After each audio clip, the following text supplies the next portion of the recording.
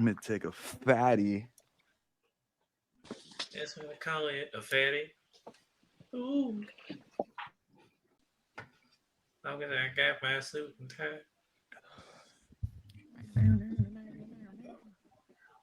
You guys ready? Yeah, yeah. There we go. You're not gonna play our theme song? Nah, I'm gonna put it in post. All right. It's better that way. It's a little easier. What's up, everybody? Welcome back to the cave. It's me, Joe Reezy, and I'm here with Proper. I'm here with ASM, and I'm here with Kyle, aka the Chef, bringing you the Cave Podcast. But before we begin, make sure you guys check out our website at cave.com. That's k4v3.com.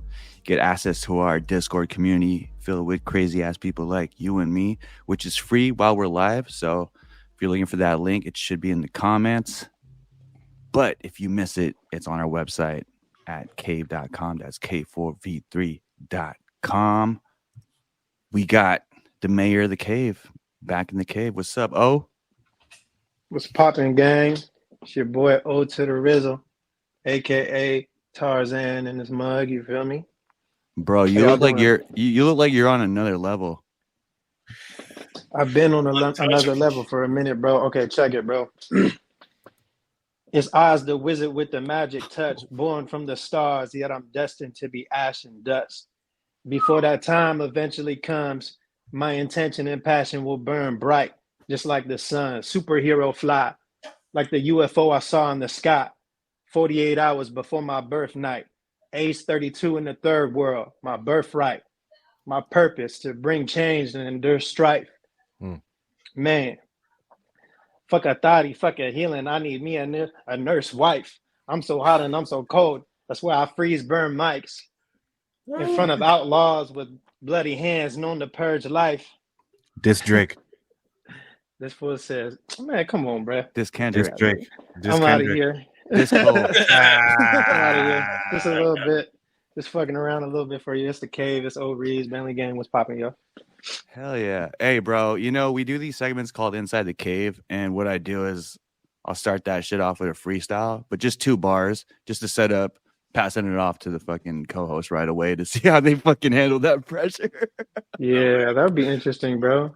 We should have a little segment, a little flow segment.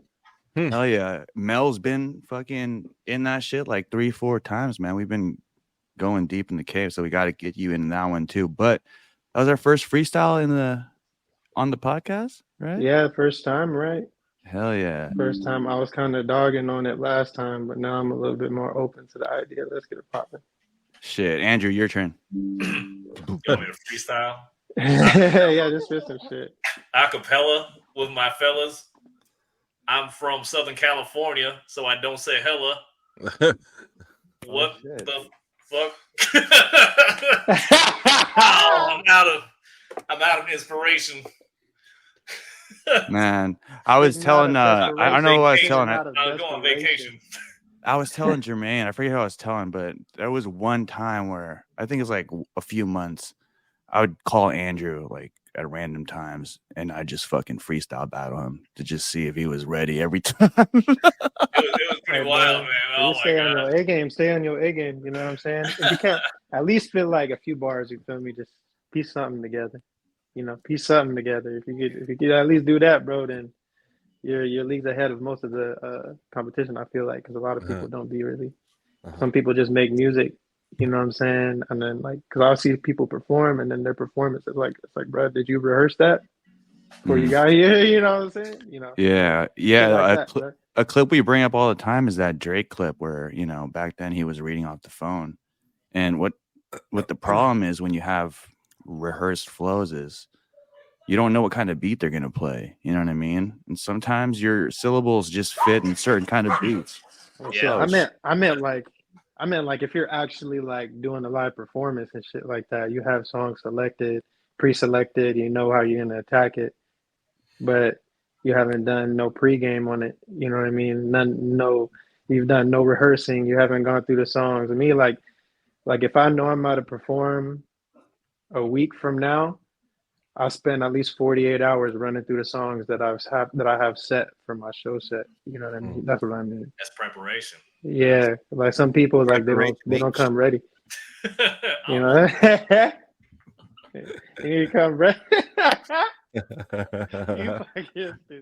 Feels good. Feels good, don't it? Get your ass ready. No pun intended. Preparation H. Oh shit. Preparation H. That sounds like a fucking prop, no? It Vote sounds on like, Preparation H. Yeah. I'm pretty sure there's a lot of people on this planet that are grateful for that shit. Sadly. I've been trying to look at the brighter things in life, bro. Somebody's grateful for that shit. You've been looking so bright, you're wearing sunglasses inside, bro. Oh yeah, gang. We looking litty in this bitch. I'm pretty in this bitch. Let's go. Before we begin, is it Blade or is it Cyclops? What's the inspiration? Oh Blade man, Claps. dude. If you haven't been watching X-Men 97, I don't know what the fuck your deal is, bro. Like, Yo, that's show it of right hands. now, bro. Who's been watching? Come on now. Where's it at? What's it on Netflix? Disney Plus. Oh, no shit. And if you guys didn't read, the creator was asked if Spider-Man will make an appearance like the original Spider-Man animated series at around that time. He said, maybe.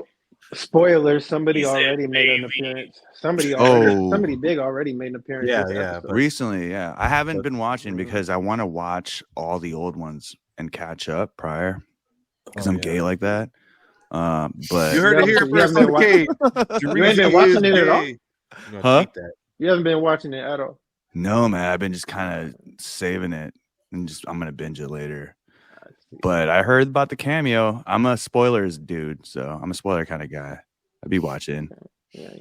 I feel it. I try to lay off the spoilers, man. That shit fucks it up for me.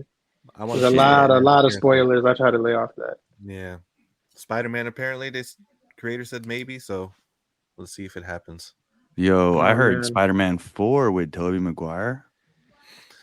Spider-Man Sam 4 Raimi- with Tobey Maguire. Oh, I see. They're Sam Raimi continuing- said that he Okay. hasn't necessarily been approached yet, but he's very open if they want to do it. And Tobey Maguire said he'll do it, apparently. Sounds like But- they've been approached. Yeah, and then Kirsten Dunst says, I haven't heard shit. It's like, because She's mad, bro. Yeah, we didn't hit you up. That's why. Didn't she say some shit about her not getting paid enough? yeah, Like, she didn't everybody get was paid a like- lot. She didn't get Like, the well, I mean, you ain't discrepancy even was got no huge. superpowers. Not even Spider-Man. You ain't even got no superpowers. And you want to fucking get paid as much as the nigga with superpowers? Like, what? Yo, hey, that's that my shit don't point. make no sense to me, That's bro. my point exactly because I play the fucking Spider-Man games and I hate those MJ missions because it's like, bitch, you even have no superpowers. What the fuck am I doing with you right now? Yeah, you had a Crap stupid. down and you can walk silently. That's it. You had a fucking taser, remember, or whatever. I was like, dude, fuck, dude, get caught. I don't want to play this anymore. She like in the video game, she's not even a playable character, bro. Like, Yeah, she is is she's a playable Well, character in what game? in the new one, in the In new the new Spider-Man one. games. Oh, well, see, I haven't been The playing new one on that. the PS5, yeah. So Badass. Okay, It's- so it's a great fucking where she game, got, but- so she got, they made her like the spider version with her powers and shit. Is that No. what you're talking about? no, No, there's Oh. some scenes where like you have to work with Mary Jane. So sometimes you'll be busy holding like a train or something, and so it switches to Mary Jane. You know what I mean? You have And you man, have that a is- shotgun. Yeah, Jeez. exactly. The border of NPC is right behind that shit right there, like that you talking about. Anyway, Yeah, it's a lame ass part of the game, but yeah, man, you said a lot of things in your freestyle that I pay attention to because you saw a UFO when you went to the Philippines. That was the one thing that I saw in your story, and oh you went shit, back to the bro. motherland. So, where do you want to start, UFO or the Philippines, man? Oh shit, bro. That shit fucked me up, man. That UFO, bro. I should send y'all the clip, bro. I think I did. Yeah, Yeah, man. So that was 2 days before my birthday. And of course I was flying out to Manila from California Mm. on my birthday, right? So I was having dinner with the homie. Shout out to the homie Johnny. And you know, we was chilling, man. With my mom's was there. We was having a good time. And I mean, oh shit, you playing it right now? So you could barely see it. It's better if you download the video on your phone. But there was a red dot in the sky, bruh. And me and the homie, we was looking at it for a minute, bro. Like it was up there for a while. We had just finished eating. We were finishing our drinks, sitting by the fireplace. There was like a couple there. And but it was at the end, bro. So there wasn't many people out. I'm looking up and the light is just shining. But then I'm looking around. I'm like, okay, there's one singular light, a red light, and I don't see nothing else, no stars, nothing like that, bro. And I looked at my homie Johnny. Johnny looks at me. He's like, "You see that?" I'm like, "Yeah, bro." He was like, "That's an airplane." I'm like, "See, now that's not an airplane, bro." So as soon as I pull my phone out, and then the light suddenly disappears as soon as I turn the camera on. And that's where you hear my reaction. I'm like tripping out, bro, because it was up there, sitting there, getting bigger and bigger for like an extended period of time, and it didn't go anywhere until I turned the camera on. And so I was tripping the whole time, bro. It was pretty intense, man, because it just faded out of existence, bro. So, and you know, there you hear things about the people saying technology stops working properly, or when they know that you're trying to document them, that's when they disappear or something like that. So I don't know. Yeah, I thought that was probably one of those cases, man. But it wasn't a flare. You know what I mean? If it was a flare, it would still be visible. It would not just disappear. It would not just disappear as soon as I turn my camera on. And I thought that was pretty interesting, bro. It's been years since I've seen a UFO, man. So like, I think they have like different classifications for it. This one is a third kind, right? Is a third kind UFO. So that means it's just chilling in the sky. You feel me? But like, you don't have no physical contact or anything like that. So, yeah, third kind, man. Twice in my life. I think in the Philippines, that's probably a common phenomena, right? Like, I don't know. They say that in the third world countries, like you see a lot of spooky, supernatural stuff, right? Well, there's a really cool app that I recommend looking up. It's called Enigma. So it's ENIGMA.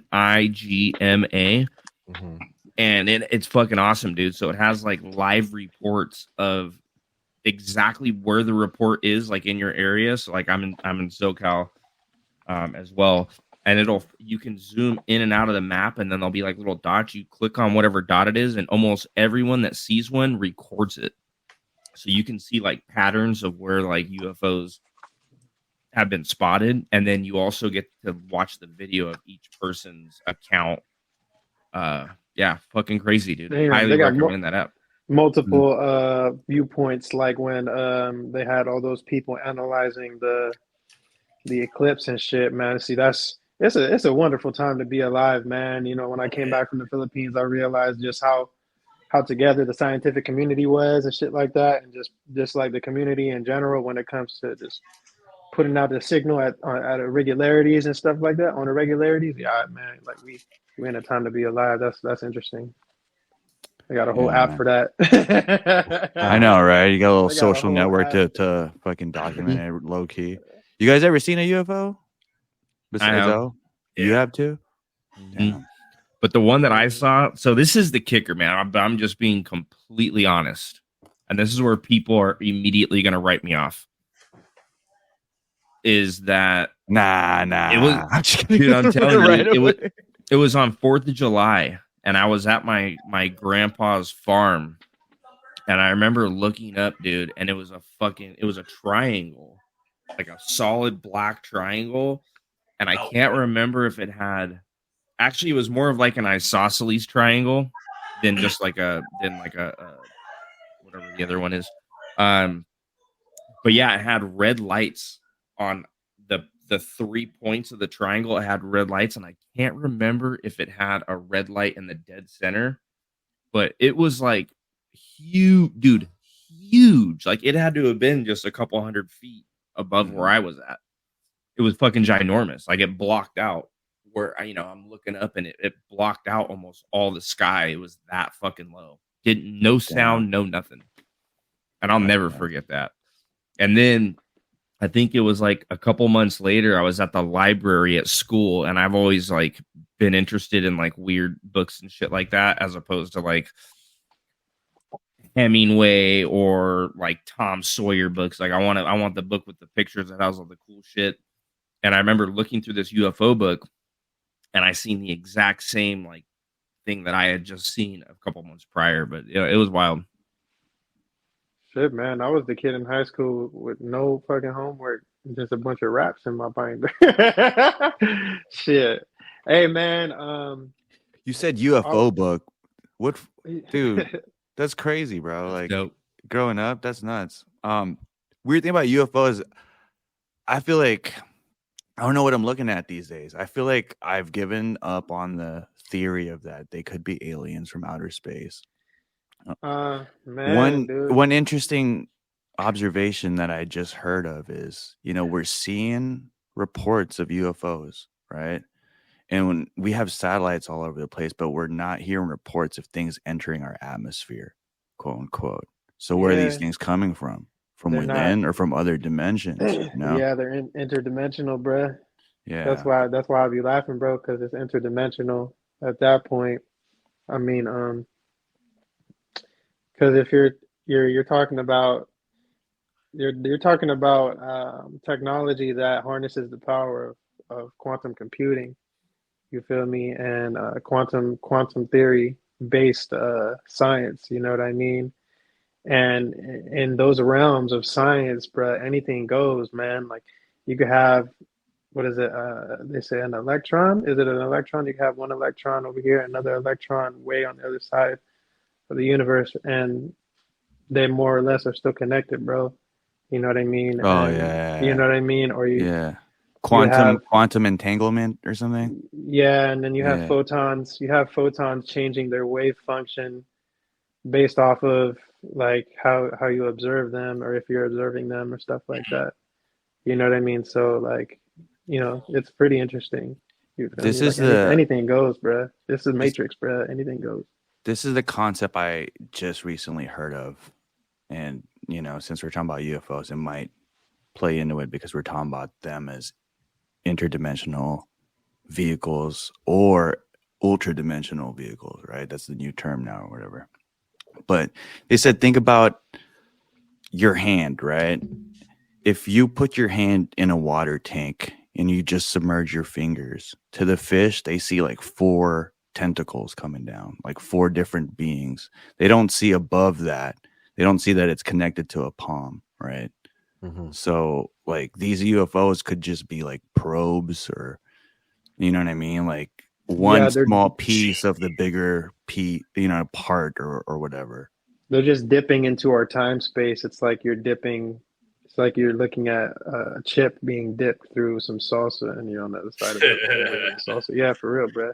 This Well, That's universe. what bro, that's basically. That's, yeah, man. I That's what it forget is. what that movie is called, but it's that one where they have the aliens and they talk to them and they speak through those ink blots. Oh, I know what bruh, you're what talking is that about. movie called? Yeah, What is that movie called, man? Check. Arrival. Yeah, I think Arrival. it's called Arrival. Yeah. Mm. It was a pretty good movie. I mean, kind of lukewarm when you find out that the aliens are just trying to save humanity. But Yeah. I guess that's just me trying to perpetuate that post-apocalyptic dystopian future, man. That I'm gonna be gangster in. But So, think about that. Think about that thing dipping its finger down in the water for us to be like, oh, I know what it is. It's kind like, of what the reminds me. fuck? It kind of reminds me of Evangelion. You seen Evangelion? That's the anime, right? Yeah, just like the concept of like they're angels. You know what I mean?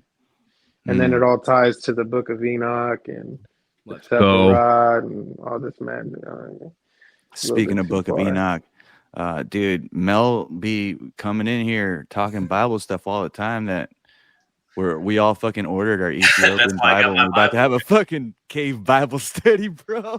Ethiopian Bible, get yours. Hey, Hell yeah. shout out to this bad thicky little Filipino girl. She was trying to debate with me over that shit, bro. She was talking about how the Bible mentions keep your eyes on Ethiopia and Egypt because of the dark magic and stuff. So she was trying to dispute Oh, Book really? of Enoch and all that stuff. I'm like, well, I'm named after it, so I'm just gonna keep running with it. Yeah, the Ethiopian Bible is like, I get excited, dude, to come home and like just start reading it.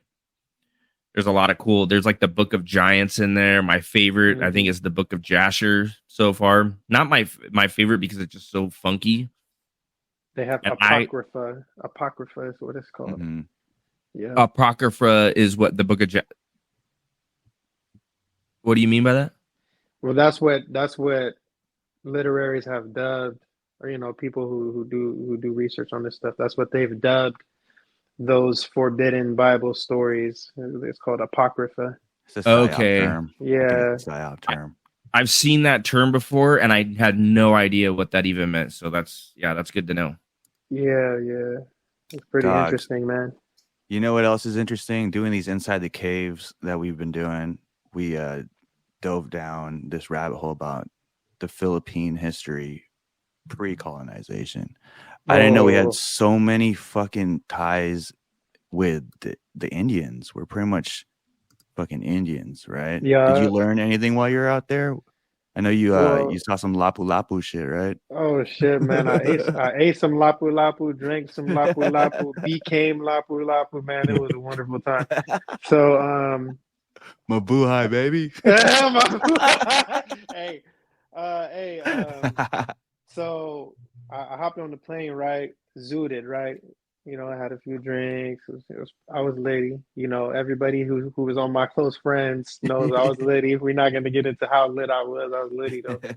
And best fucking airplane ride I've had in my life, man. Rode for, the first 8 hours zoomed by. I was in heaven, and woke up. And 16-hour flight? It was like maybe 15 and a half, something like that. Yeah. I think the flight there actually was like 17, and then the flight back was 15 and a half. But they were serving good food. You know what I mean? I woke up, some pretty ass Asian girls serving me food, bro. So I'm just like, this is great. You know what I mean? It's funny because I looked at the menu, and I was like, what drink I wanted. I was like, let me order some gin. So they got me some gin on the rocks, and then I come to the Philippines and hear from my family, like gin's like the number one drink out here. Yeah. So I'm already tapped in, bro. But like, rewind, I got off the plane, looking like a damn fool, looking like a stranger, bro. And that's when I realized, man, like, okay, I'm in a third world country by myself. Like, my roots, my lineage, my ties come from this land. Like, so I can feel comfortable to an extent, but I still got an American passport. Yeah. So I gotta, so I was like, okay, first let me go to the currency exchange. Went, got some money, linked up with some family. They're my nieces and nephews, but they all my age and shit. Some of them older than me.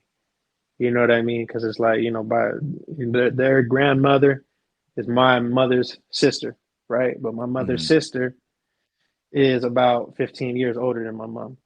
So 15, 10, give or take. I think it's like 15. So, all my nieces and nephews ended up being my age, but they was all my age. So we had a good time, right? They picked me up, brought me to Manila, showed me around, brought me to their house and stuff. I stayed there for a little bit, took another plane to Puerto Princesa, which is in Palawan.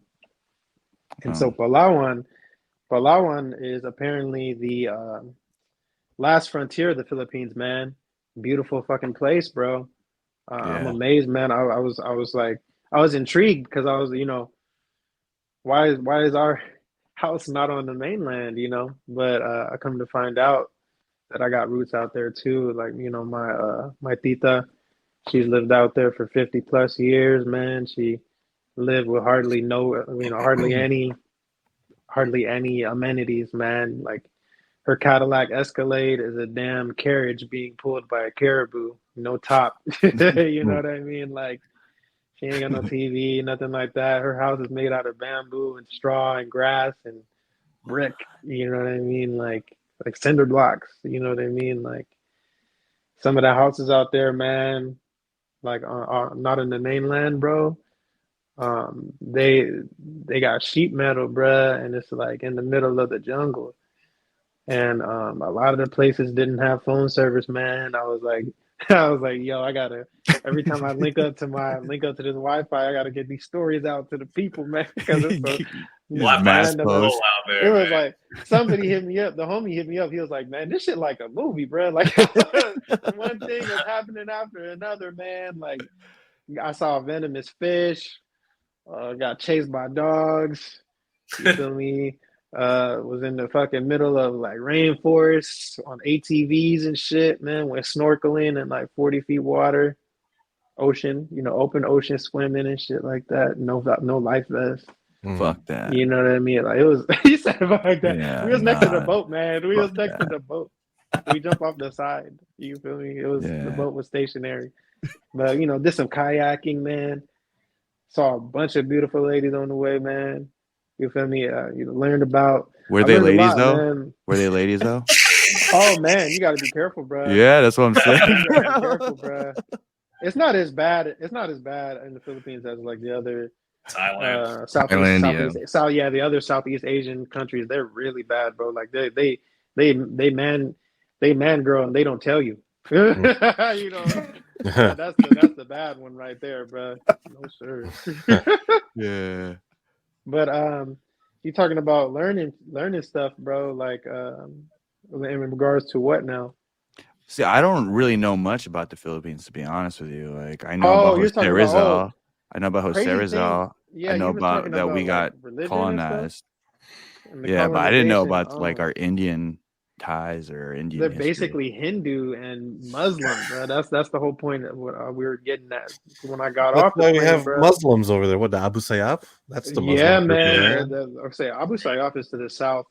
Mhm. And What is that? I know what what. that sounds familiar, but I don't know. That's Abu the fucking Sayyaf is like group, the right? Muslim group in the Philippines, but they've been kind of back- given a label as terrorists because, well, Yeah. they're kind of pushing they want their lifestyle pushed onto the Philippines. Like, hey, this is what we are, but Philippines are like pushing back because Philippines, they have different religions, and one of the big ones, which is a very interesting one that you guys might want to look into, is INC, which is like the biggest scam religion out there. It's called Iglesia Ni Cristo. I don't know if you guys have ever heard of that. Oh, bro. Oh shit, bro! There was a whole bunch of Bro. churches with the name of that Fucking shit when I was scam driving ass. around.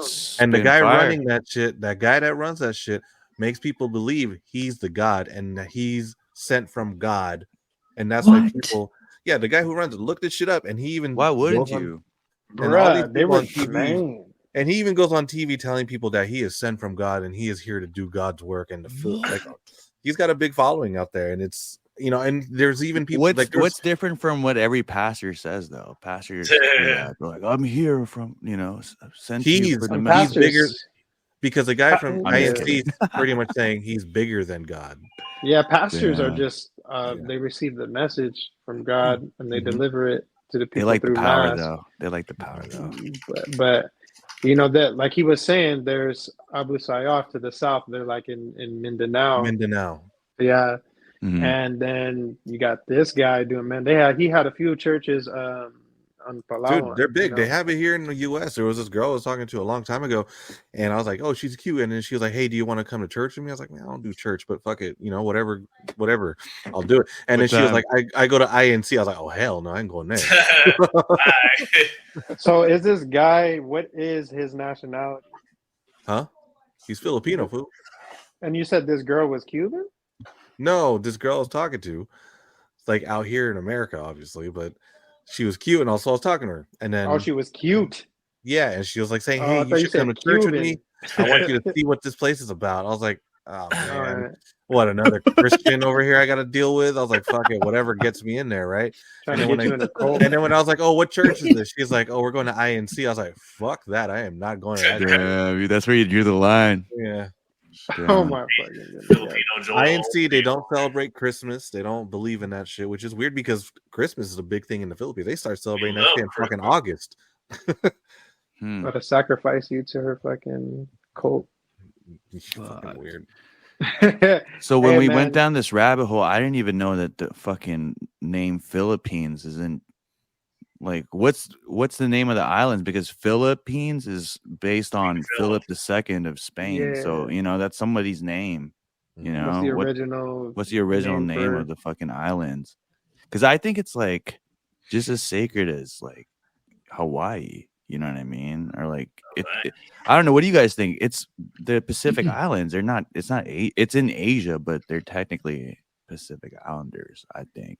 Right. I But feel I mean, like if by that classification, then you got to do Japan too, because that's Japan's an like easy right way above. to that's an Yeah, easy way they to are. disenfranchise. That's an easy way to disenfranchise communities of people by changing, first of all, changing what the landmass was originally called. Mhm. Mhm. It confuses the blood ties. Out there, it's already hard enough to live. So, the last thing they're worried about is their genealogy and, their family curses and whatever. They're just trying to make it day by day. But Yeah. like you guys were saying earlier, man, they're just a conglomerate. I think I've said this on the previous podcast, man. They're just a conglomerate of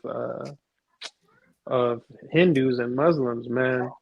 Yeah, you did. Because You were the when first one that said that. Yeah. when I went around, bro, when I went out there, I see all this Hindi sculptures and stuff like that, just in Exactly. some of the stores and all that. You know what I mean? Shiva and shit. And then, of course, I see a whole bunch of women with, I think, is it a Sikh or whatever the cloth is wrapped around them, because they're trying to be humble and whatnot, humble for their husbands or whatever. That's like the thing why they wear the cloth.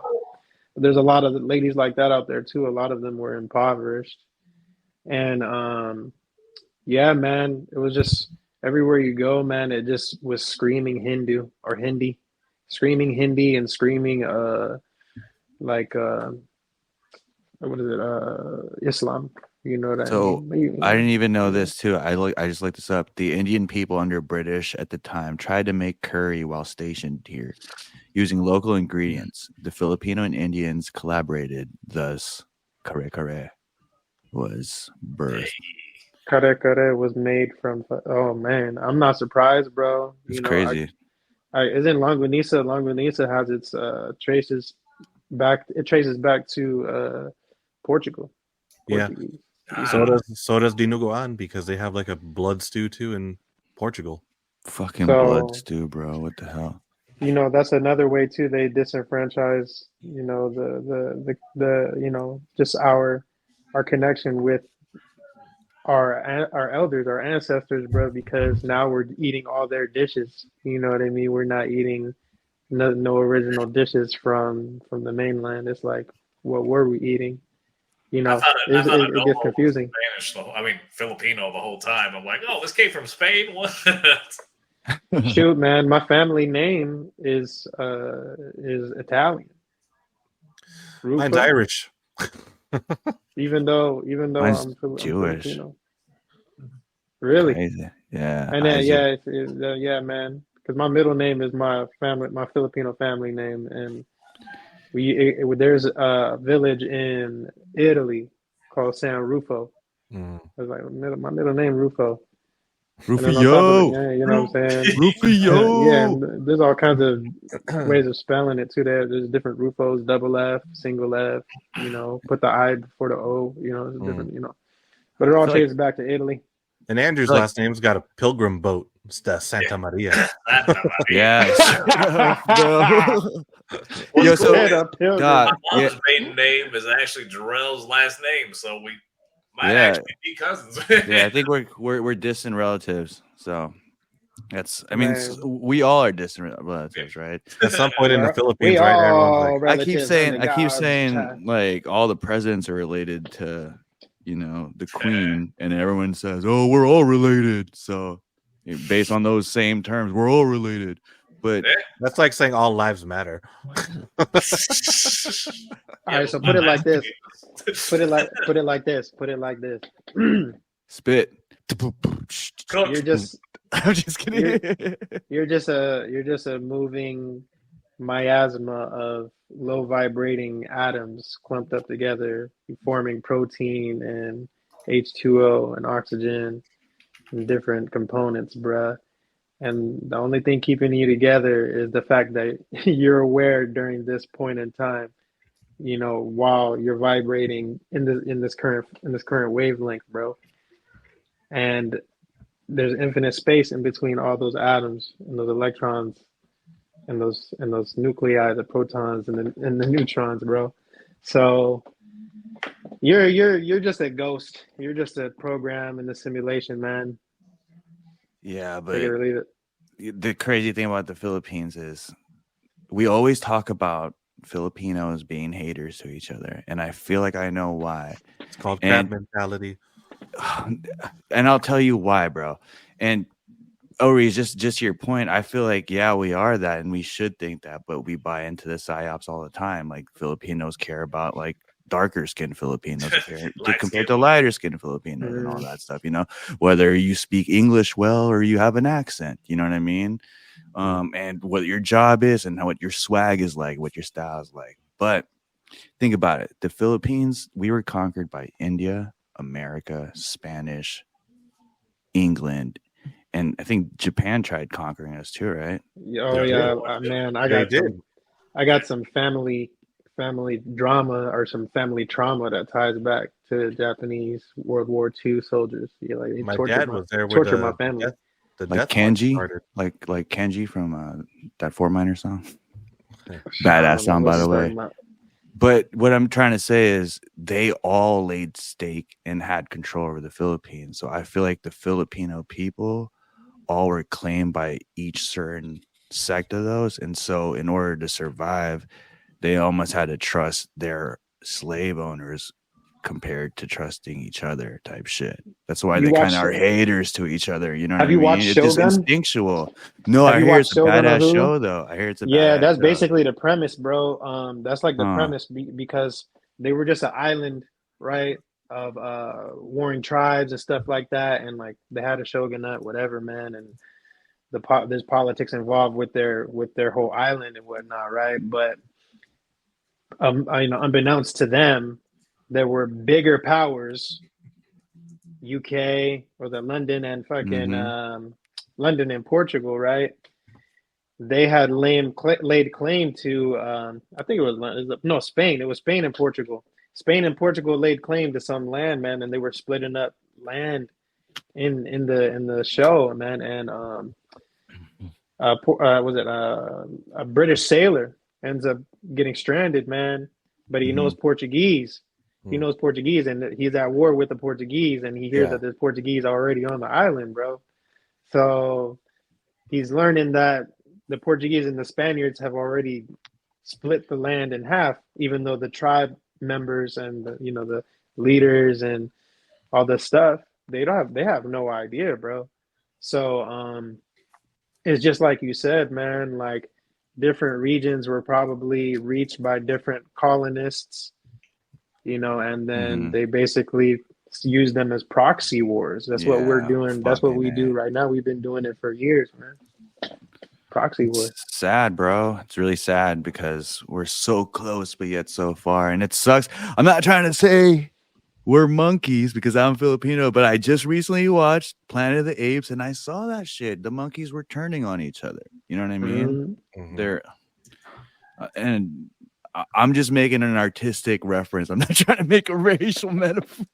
Yeah, I'm Visaya. I'm Visaya, man. I feel like the comedy podcast, by the way. Don't be so sensitive. I feel like Toriyama based their sayings off of Filipinos, man. I thought it was the Hawaiians. It could be both, man. Could be generalizing a specific islanders in general. Yeah. Well, who knows, bro? Like, if you think about, isn't it funny how all the natives kind of look similar? Like, they're dark skinned, kind of, you know what I mean? Fair skin, kind of have like I don't know. Certain noses are different. I feel like Filipinos have different noses. Timoran people, Samoan people, Hawaiian people, Polynesian. Yeah, bro. I remember growing up watching The Rock. I thought that motherfucker was Filipino because he looked like us. You know what I'm saying? And then I found out about like other Pacific Islanders like Polynesian, Samoan. I'm like, yo, those motherfuckers look like us, bro. But that explains why there's so many variations of us, is because, you know, there's Japanese us, there's Chinese us, there's Indian us, there's native us. I got a cousin who's half Chinese, man. She was showing me around Manila. She's half Chinese.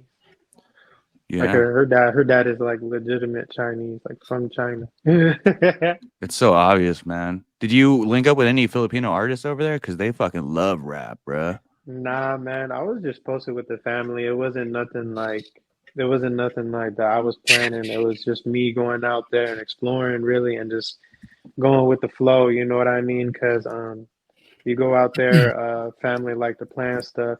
You know, I shout out to my more elderly family members. I couldn't kick it with them too much because, you know, that can get a little snore fest, you know. Snore fest. But I had to link up with a lot of my younger family members and to have a good time, and I did, man. I went to El Nido, and El Nido is a fucking crazy place, man. It's yo, it was like heaven, bro. The water was warm. Like I'm sure the water was warm everywhere, but the water there in particular, man, was like warm, clear. I mean, it was crazy, bro. It was surreal. I've never been in the middle of the ocean and felt warmth. You know, like that's like the first time I ever felt that kind of sensation, man. And then like when I went to my tita's village, little village that they had, there's a beach that her and the villagers maintain. They've been maintaining it for like 50 years, and they have like a cabana kind of area that they rent out. You know what I mean? But they have other segments of the beach that different community members can access the beach from. But essentially, we just had this whole big ass family beach, bro. And like all my nieces and nephews and family members and cousins and aunties and uncles have been going there for fucking years, man. So it was great to be out there, you know, just to be in this place that my family calls home. You know what I mean? Like I walked out they wanted to bring me out before lunchtime so I walked out to the water, and they have like sandbars in the middle of the water. You know what I mean? So you can walk out to the sandbar, right? That shit's scary though. And yeah, because by 3 like 3 you can't p.m. see or what? Nah, by 3 p.m., bro, the water, because like everything's on stilts, man, and you walk down the stilts and you hit the sand. By 3 p.m., the water's up, man. The water's up to like 3 or 4 feet. You know what I mean? So it's pretty interesting, man. They're like, this whole thing's gonna fill up in a little bit. I was standing on a tree. I climbed a tree, man. It was probably like 6-7 foot tree. And then when I finished eating, bro, I looked at the tree, and the whole portion of the tree that I climbed was submerged, man. So I was like, yo, this water went up quick, bro. It's crazy. This is crazy, crazy geography, man. You know, they were telling me stories about how people climb the cliff walls to get the saliva from a nest from a bird, man, because the Chinese and the Vietnamese and all the other Asian people, they like to drink this bird saliva soup. Yeah, bird's nest soup. Yep. Yeah, some man. Fucking Nacho Libre shit or what? Yeah, it was pretty lit. And then another dope part of the trip, I got to hold a fucking baby alligator. That was cool. Got to see some bigger alligators. It was cool that I was away from them, as far away from them as possible. But yeah, man, pretty interesting. We went clubbing out there. Had a good ass time, man. You know, there's just so many things I could talk about, but it was really eye opening, man, just to go out there because, you know, you take for granted. Like, it's crazy. You hear stories of people saying, oh, I went out the country, came back. Now I don't take things for granted anymore. That shit's real, man. That shit is not cliche. That shit is not no game. Like, I went out there, man. There was hardly any road rules. Everybody was driving anywhere and at any time, just about. You know what I mean? Out there, you're basically left to your own devices. Good luck getting a paramedic to you if you're not on the mainland. You ain't getting no paramedic. You getting a van with some lights on the top. You ain't getting no real paramedic. You ain't getting no emergency response. You barely got Wi-Fi. You barely got service in that motherfucker, bro. So, and on top of that, you got bandits. You got all types of fucking people trying to steal, trying to come up on you, man. And Always. then public transportation. You just in these buses with everybody. They on the freeway. You just Or on fucking the highway. latch on too if you need a They ride. they on the right? highway. They stop on the highway to pick some random person up in the middle of your route and shit. Like fuck, bro. But Damn. Citizens Area Transit. Plumbing, waste management, street lights. I'm grateful for all that shit now. Yo, Shit, you man. know what? When I was in the Philippines, one thing I do remember experiencing that fucking terrified me were the thunderstorms over there. Oh man, I was blessed, bro. It was beautiful weather, man. Maybe a little bit of overcast for a few days, but it was partly cloudy. Rained in the rainforest when we ran the ATVs. Nice. It was raining, bro. But that shit was lit. Mm. I was like, it was raining in the rainforest with some ATVs. I'm like, let's fucking get it. You know what I'm saying? Like, let's go, Dope. bro. I was That's ready dope. for that. You're making me excited to go, man. I'm going in June for a month and a half. Well, I'm going Philippines, Japan, Korea, and Singapore. Oh shit! What? You're gonna have fun. You're gonna have fun in Singapore. You're gonna have fun at all three. I heard places, bro. Singapore's whatever, but I'm more excited for Japan and the Philippines. I mean, Korea sounds cool too, but Singapore, because I got a friend who lives out there. I reached out to him. He's like, it's whatever out here. You cross the border and go to Malaysia when you're here. I was like, oh. Shit, I want to go to Japan. I heard Shit, they took down the Gundam in Japan. They did. They took that down. You guys hear about? It's probably ready to deploy. You guys hear about Saudi Arabia trying to make a Dragon Ball Z theme park? I think they What? did, I bro. heard about the In Dragon Ball Dubai. theme park. Yeah. No, Dubai's it's got not to in- fix that seating issue. Not in Dubai. Yeah, they Not in fucked it up. Dubai. It's Saudi Arabia. I'm like, why the Yeah, fuck Saudi- it got to be Saudi Arabia? I was Saudi like, yeah, Arabia has that Ferrari. That's where they theme park, fight, too. bro. Away from the Come on. people. fuck, you can't Straight up put that. Goku style. You can't put that shit in a place where I could fucking drink a beer. That's fucking bullshit. You can't even drink out there, bruh. What? No, That's fuck what, you know that. what I'm saying? On top of that, they got missiles flying over their fucking shit, bro. Or in, you know what I'm saying? Like, It's realistic. hey, bruh, this is batshit crazy. They trying to put a Dragon Ball Z theme park in the middle of a country. They don't serve alcohol. Literally is hostile to a If vast they did in majority of the Dubai, whole then you world. can drink, because in Dubai they kind of turn a blind eye to tourists if they want to drink out there. The Saudi Arabia is like, hell no, you ain't drinking over here. Fuck no, bro. They'll cut your fucking toes off. I was just Crazy gonna shit, bro. say. So, you know Yeah. what I'm saying? They'll do some wild shit to you, bro. Yeah, Take your passport and be like, we'll hold this for 45 minutes, and then you never see that shit again, bro. You at the airport waiting, bro, yeah. with no correspondence, bro. Not fuck that. Yeah, that's a Yeah, but that's why it's crazy, right? Like, and then you go to Dubai, they have clubs and people drink at night over there, and they turn a blind eye to it. But during the daytime, that's when you can't be doing that shit, which is weird. What? They changed the rules, bro? In Dubai, no, you're talking about Saudi Arabia, but Dubai's always had clubs, and at Oh, night yeah, they kind of turn a okay. blind eye to people drinking and shit. But the one thing you can't do is drugs. You can drink at night, but if you're doing drugs, then you face whatever the laws are out there for that. Fucking surveillance Damn. state. I'm fine with drinking, thank you. Shit, my cousins was like, "You trying to smoke weed out here?" I said, "Fuck no." Pulled out the I'm fucking trying to ass get grass. back. Like, here you go, I'm trying dog. to get back home. I'm not trying to be locked up in some Manila prison. Yo, me fucked up. Duterte's not there anymore. That's not gonna happen. Who's the president Hey, now? you Who's the can still, president now? bro. I'm not You trying to nah, dance Thriller with a bush. you get automatic plus 10 still if you get caught with that shit, bro. More than 10. They Fuck said that. they said more than 10 if you get caught with it, and they were If you still get asking me. caught. They were still asking me if I wanted to smoke that shit. I was like, they were like, "We're about to take you to our homie, our friend who has it." I was like, "Don't take me to this person. I don't want to fucking meet this person. I hope they're fucking doing well, but I don't want to fucking be nowhere near this person. Get the fuck out of here with that shit." Speaking of drinking, dude, I gotta ask, what are you sipping on over there? I'm gonna guess. Can I guess? It's a little light in color, so I'm gonna guess either Pinot Noir or I'm gonna guess like a Tell him, chef. Penis noir. He it's said, Noir. Hey, I have a story behind that, and that's Penis grease. "Nah, this is some Casa de Fruta. Damn. some. Say that again. Casa de Fruta. Did you That's get the that name at of the Diddy's grape? house? That's some fruit. Is that the name of the grape? It's a fruit wine." Okay. Made in California. It's a blackberry wine. Okay, dope. Oh, blackberry wine's bomb.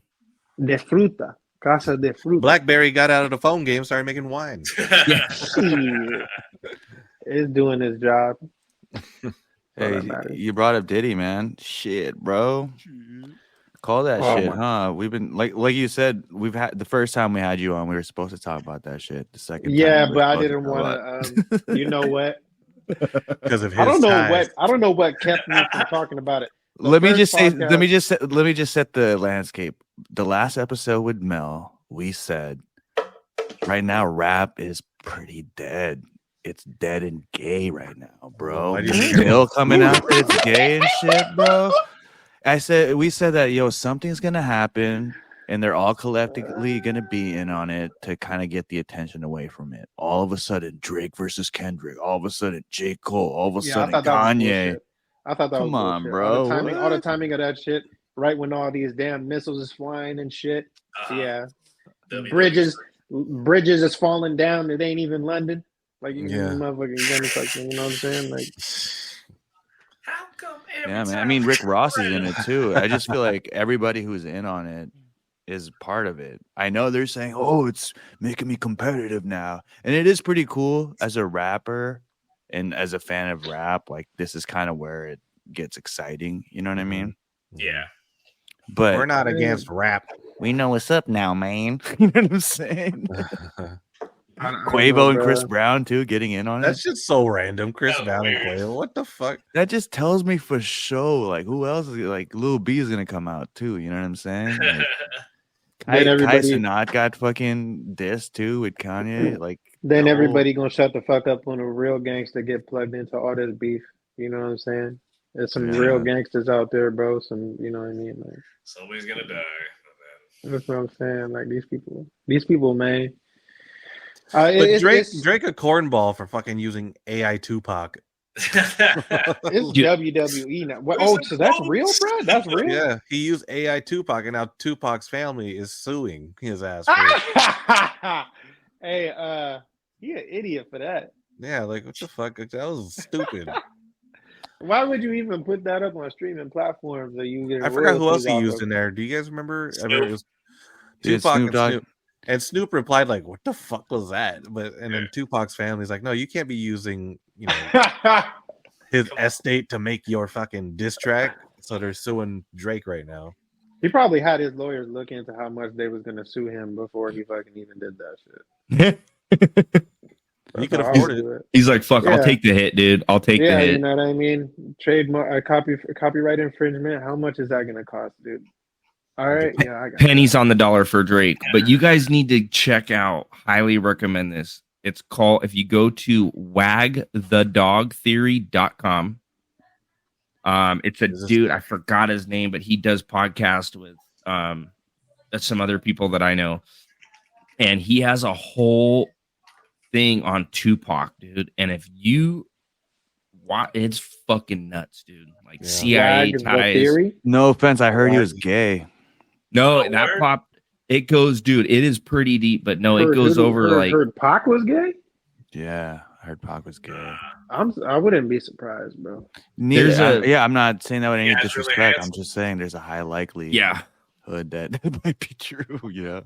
My thing is, the Fabric of Reality tour. Once I realized that we're all just moving atoms with infinite space in between. So whatever, bro. You gay, you gay, man. You gay. If he's gay, he's gay. So that's the thing. I mean, like, what sucks is some people are having to do gay stuff that aren't even gay, and I feel like, you know what I mean. The trauma gets passed down, and are you gay if you are you? I mean, so you're saying non-gay people doing gay things. We're gonna go in now. We're gonna go in now. So outside the spectrum. Pause. Against your will, or because if that's against your will, that's not being gay. That's SA. I'm not gonna say the terms because I don't want. Okay, that's SA. And you can file a complaint on that, But if you're committing a gay act, you're more or less for that time gay. So we did the deep dive of Diddy, Chef and I, in one of the Inside the Cave. We fucking went through the lawsuit, bro. And somewhere down the line, like there were people just, loaded up with drugs just to drug up Diddy, right? And so I thought that was kind of weird. It was almost like, damn, is there a handler behind all this? Maybe it's not Diddy. Diddy's just the vessel or the name that the handler is using on some Epstein, Ghislaine Maxwell stuff, because there was a female that was named who had a Ghislaine Maxwell-esque role in Look all up this.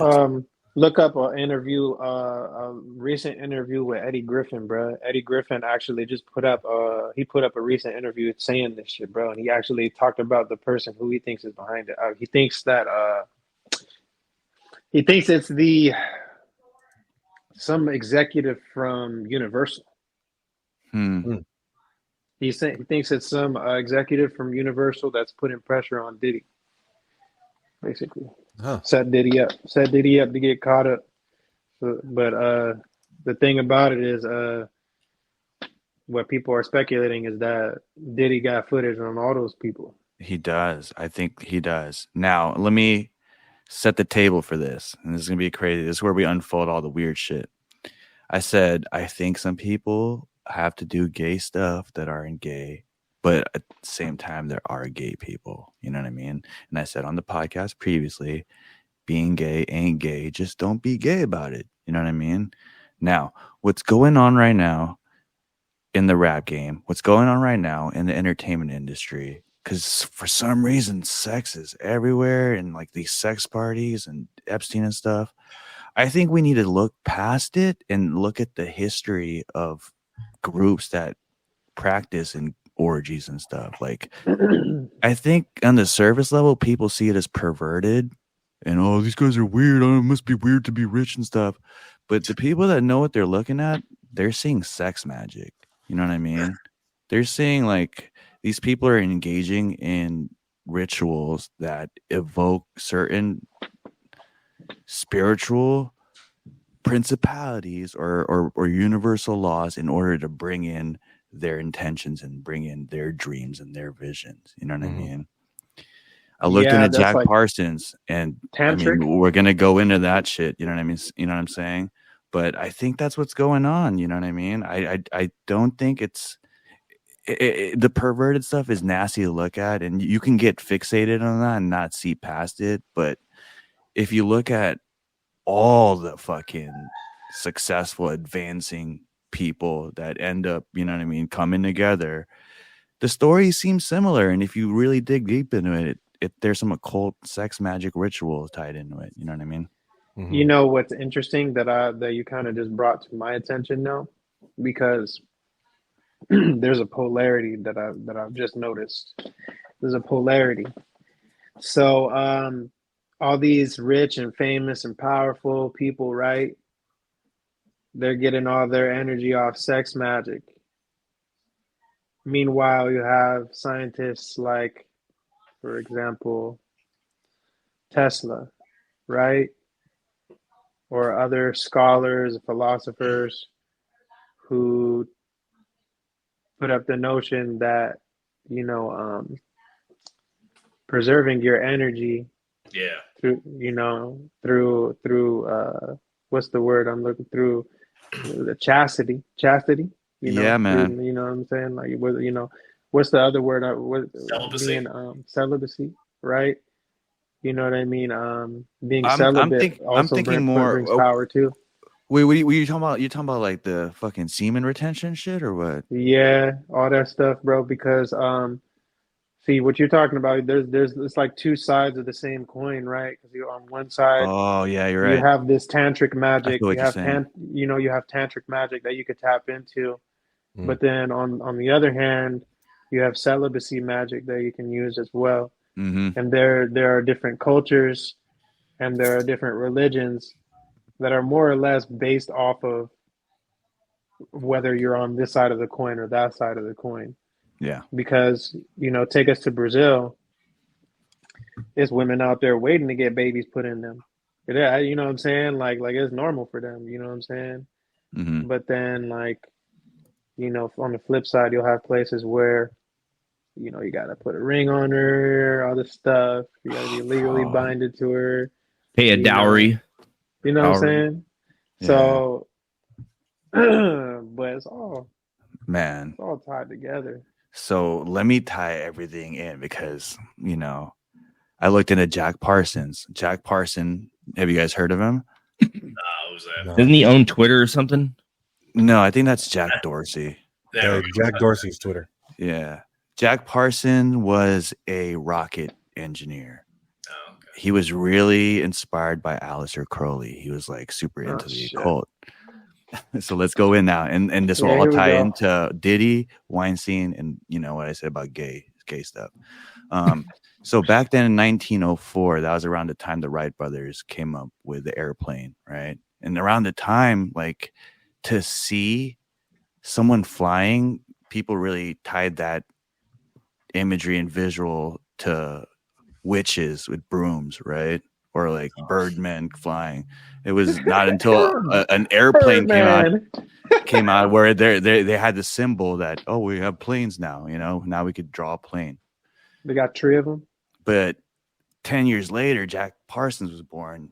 And what's interesting about him is he's like, nah, fuck the plane. I want to make a fucking rocket ship. I want to go to the moon and shit. Fuck this guy. So, in order to do that, for some reason, he was really into science fiction and super into science fiction that, he kind of thought that some of the stuff that he read in there was probably true. So he started practicing like the occult stuff. He starting to like try to communicate with the devil. He tried to summon the devil, right? Jeez. So what ended up happening is he ended up getting really big into rocket science, and the Air Force ended up taking notice. So here, let me read this right now. So Parsons aimed to provide, rocketry opposed to planes. And then later that program that he developed ended up becoming NASA's, foundation for the space program. NASA, not NASA, the Air Force saw Jack Parsons' crew. Jack Parsons' crew was like these college people that would meet up in this abandoned air base and try to make up like jet engines and shit. Their experiments got bigger, and so they moved to this place called the Devil Dam in Pasadena. I guess it's still over there in California. And they would try to experiment with rocket engines. And obviously with what they're experimenting with, sometimes it blows shit up. And I guess that's where the term and the name Suicide Squad came from. So maybe that's tied into fucking DC and all that, right? Ooh. But, the Air Force took note of them. And so like, hey, we want you to work for us on some Bob Lazar shit. You know what I mean? And so they founded JPL, which is the Jet Propulsion Laboratory. But some people think it stands for Jack Parsons Laboratory. Well, shit, man.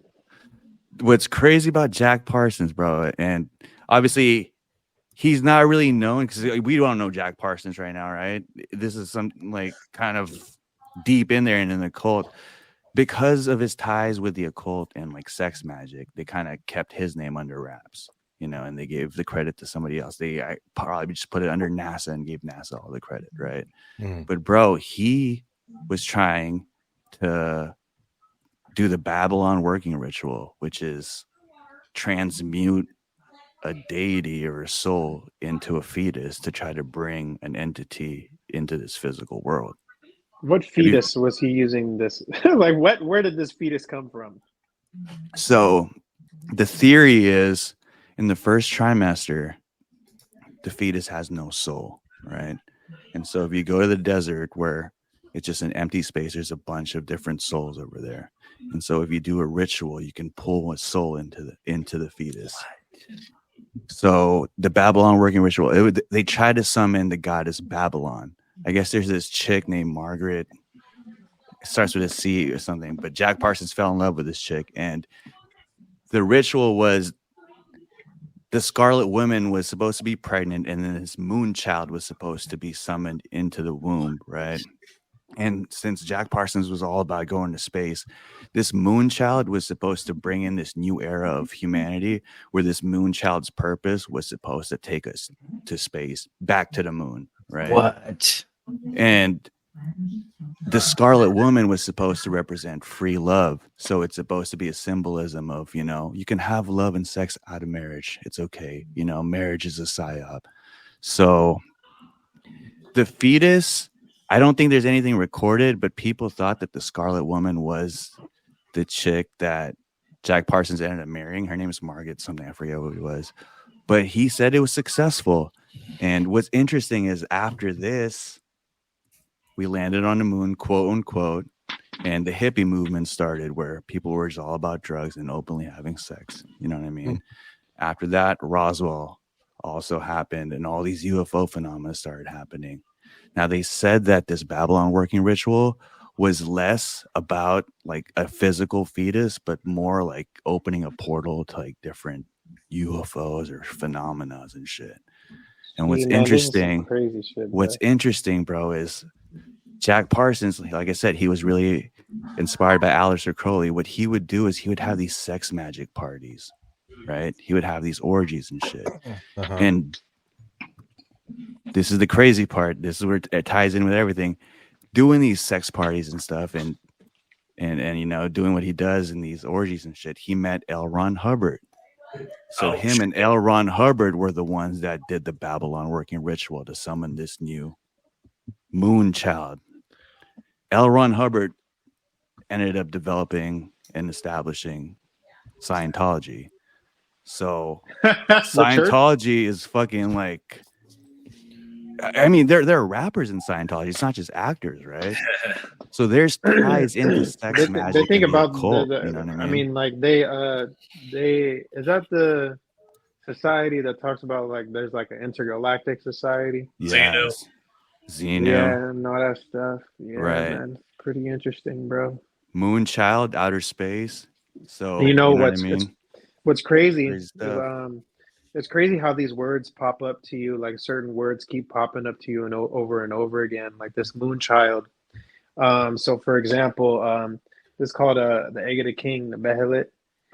It comes from a series, that has it comes from a story where essentially in the story there is a moon child. It is a child that's soul was merged to a being.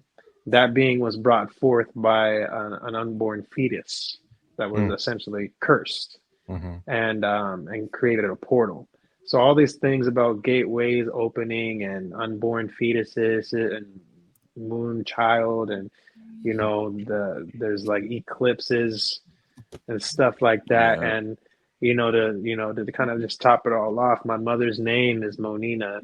That means moon child. Damn. You know what I mean? So like these words mean a lot more to me than just like surface value. You're just hearing it. Like these words hit close to home for me. To hear it pop up again, it's pretty crazy. Yeah, this moonchild shit. Yeah, man. The chick's name is Marjorie Cameron, who is supposedly the Scarlet Woman, if you want to put a name to it. But is she the one who did all this writing on like star seeds and all this shit? I don't know, but she said that she would always have visions of the apocalypse and stuff. So I mean, people say that she might be the inspiration for the Scarlet Witch from Marvel. Yeah, which is crazy because this guy Jack Parsons, right? After I think after they did the ritual later on, things started going bad for him. He ended up getting fired, and then he was having to work at gas stations and shit just to make ends meet. And I guess this job opportunity popped up from this film company for him to make explosives for a TV set or a movie set, because he was well versed in explosives and jet propulsion and engines. And so he was like, yeah, I'll do it. So he did it, but then his laboratory blew up and shit splattered all over his face. And I guess he got transported to the hospital. He ended up dying in the hospital. But what that reminded me of Dr. Doom, because they said by day he was like a rocket scientist, but at night he was trying to summon the devil. He was like an occultist type shit, and that shit happened to his face. So there's a lot of occult tie-ins to entertainment, and I think the Scientology stuff with Jack Parsons and L. Ron Hubbard tying into Aleister Crowley, you know. And dog, what's a fucking, if you're talking about an unborn fetus and the soul comes into that, that's technically a portal, isn't it? For that soul to come into this realm, you know. More or less. I mean, it's crazy. If you look at it like that, I mean, we all inhabit these flesh sacks, bro. There has to be some kind of portaling going on there too, some kind of singularity, some kind of gravity warping for our consciousness to even be tied to these flesh vessels. You know what I mean? That's how I look at it. You know what I mean? So, you know. Do you guys that was a great point about reverse sex magic with the semen retention stuff. But are you guys all familiar with what sex magic is? I mean, yeah. I mean, I know several different techniques, more or less, based off of the it's based off of the energy, the Kundalini energy that's going up and down your spine. And then like when you have an orgasm, I mean, don't quote me on this. I know that there's a whole bunch of different search engines you could use that will give you all the information that you need. Use Pornhub. But more or less, yeah, don't look up no porn site. Let me look up orgasms on Google. So what do I look up, bro? So what do I look up, dog? Nah, but more or less, when you get an orgasm, you're supposed to think about that which you seek, so that you know you're using that energy to manifest. So, like when you're at the peak of like, I mean, because think about it, right? You get tired after you bust a nut with your shawty because instinctively your body is telling you you have achieved man's prime objective. Yeah. And what is man's prime objective at the most primal level? Procreate. At the most, it's procreation, right? So you have all these chemicals going through your brain that is making you feel positive affirmation. You know, I've conquered the world. I've procreated. Maybe you didn't. Maybe you pulled out the last minute. I hope you did.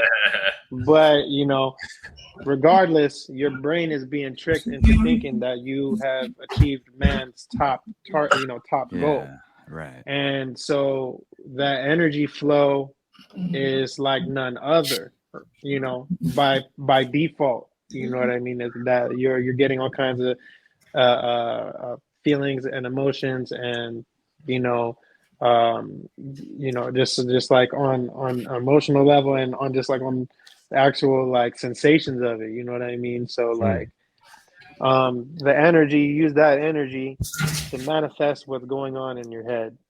So if you're just thinking about the orgasm and how good it's feeling, and you're just a senseless buffoon, you know, cringing off the nut, then you're not going to manifest shit.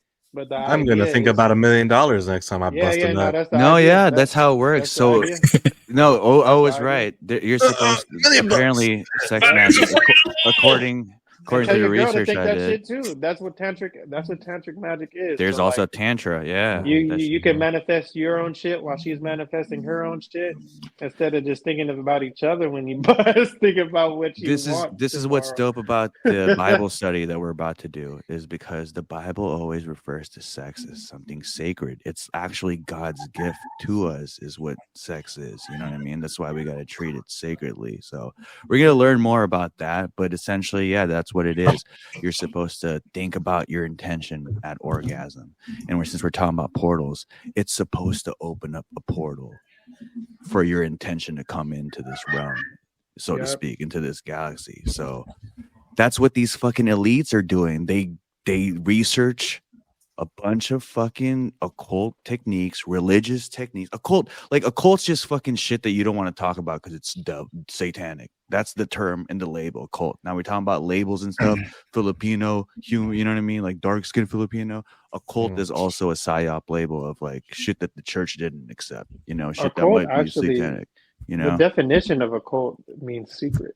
Yeah, it's secret. You shouldn't look at it because it's satanic and it's bad. You know what I mean? It's just a secret. But, So yeah, these people are practicing that, and that's what the sex magic parties and the orgies stuff is. I think like that's what we're seeing too with the Weinsteins, and that's what we're seeing with the Diddy's. That's why I said I don't think it's necessarily gay. I don't think they like men, but I think like there's some kind of power with like fucking other men type shit. You know what I mean? I think they like that shit. Oh shit! Meek Mill don't like that shit, bro. You can hear it in his music, dog. Oh my god! I was like, no wonder that fool's always screaming, bro. That fool's mad, dog. All my life, gay all my life. He got some dope tracks. That's why it broke me when I saw that picture with the fries. Hey, that doesn't take anything away from him. He's still a dope rapper, I think. You know? Yeah, no, it ain't. That's what I mean. I know gay rappers, bro. I know gay rappers, bro. But like, my thing is, why are you gonna hide it? What's the point of hiding it? You know, that's my thing. That's what makes it sus, dude. That's what makes it a little sus. Because it's like, what is your intention, bro? You know what I mean? Like, you're not being truthful. Obviously, you're not being truthful with yourself. You're not being truthful with, you know, how you project yourself, and you're not being truthful with people.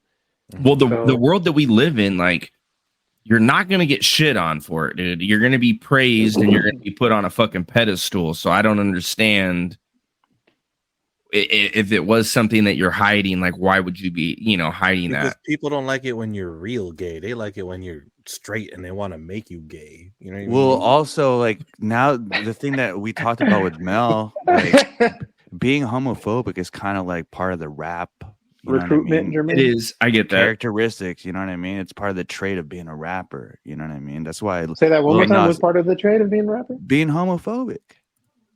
Like being homo. Oh, that's just like you know, you drink dope. You know, you drink expensive brands. You have chains. You fuck a bunch of women. Fuck gay. That's like shit. a stereotype, right? Stereotype. Well, like, why do you think Eminem back then got so much hate? Because they call him like extremely homophobic. Yeah, because he would say, some of his shit was more or less politically charged, but yeah, after that.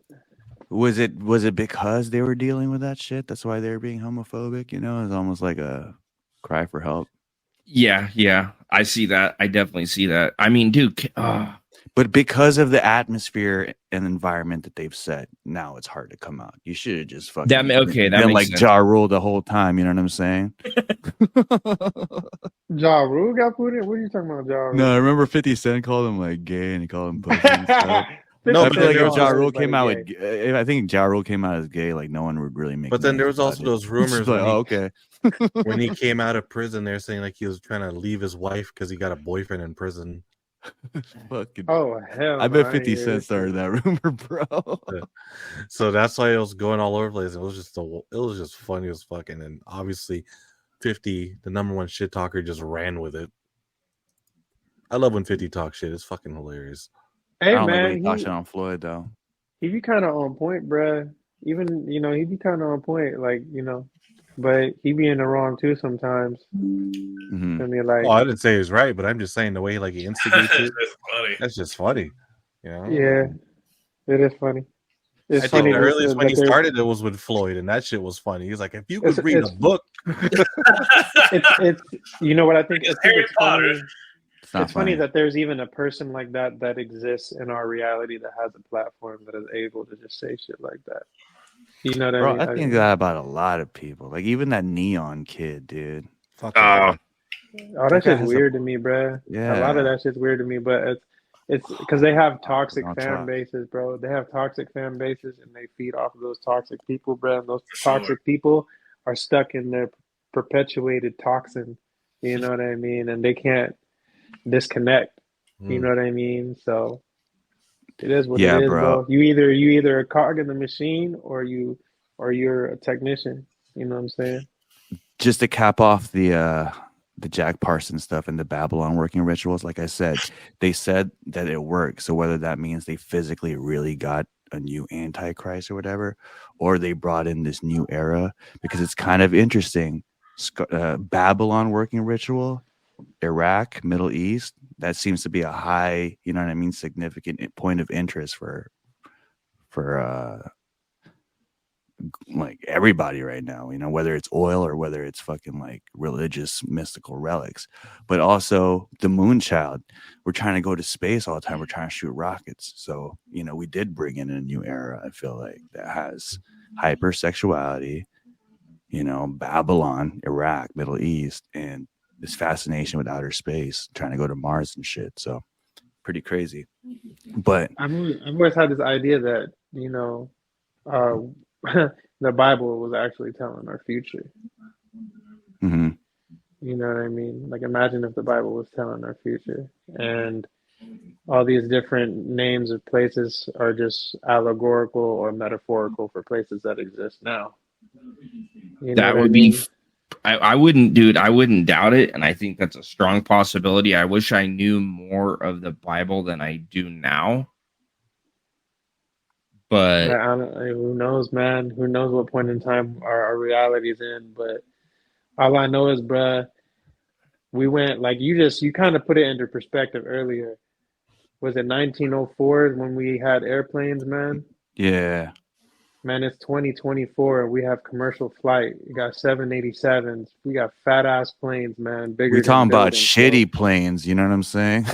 But even now though, we still have commercial flight, bro, and there's like little to no risk when you hop onto a plane. There's more risk getting into a car than there is getting into a plane now. yeah, unless you're hopping on a Boeing jet. Fuck that. Hey, you've seen all these motherfuckers should be putting in recalls for this shit, like a fucking Ford the new Spirit. Real fucking shit. Yeah, you're right, Dude, though. The new But, Spirit, bro. But we still made a big jump, man. You know, we still made a big jump in a technological jump. You know, collectively.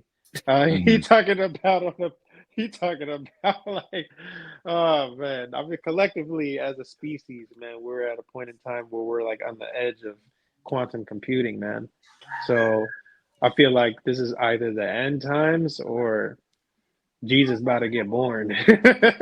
You know, or he's about to be born again, like they said, you know. So but I could see the end times kind of synchronizing with what we going through.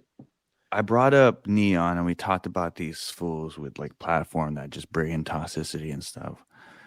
Kanye called Kai Cenat a plant, you know, and I do think sometimes some of these people are plants. And it's interesting because, Chef, we talked about the cabbage patch theory, you remember? Yep. And what defines one as a plant? So that's I think that's multi-layered, you know, and I think the deepest layer is this cabbage patch theory that we're talking about. So I think a plant on the base level layer is like, hey, I'm trying to, you know, propaganda. I'm trying to push this propaganda movement to get people to vote for Biden. So now I'm going to put in a rapper plant that's probably going to rap about Trump sucks. You know what I'm saying? So his purpose and why he was injected had almost, you know what I mean? He almost had like a secret agent type of motive. You know, I think that's what a plant is. And I think sometimes plants don't know that they're being plants, you know? That's what I was about to say. What if somebody just manipulate your message? Mm-hmm. You know what I'm saying?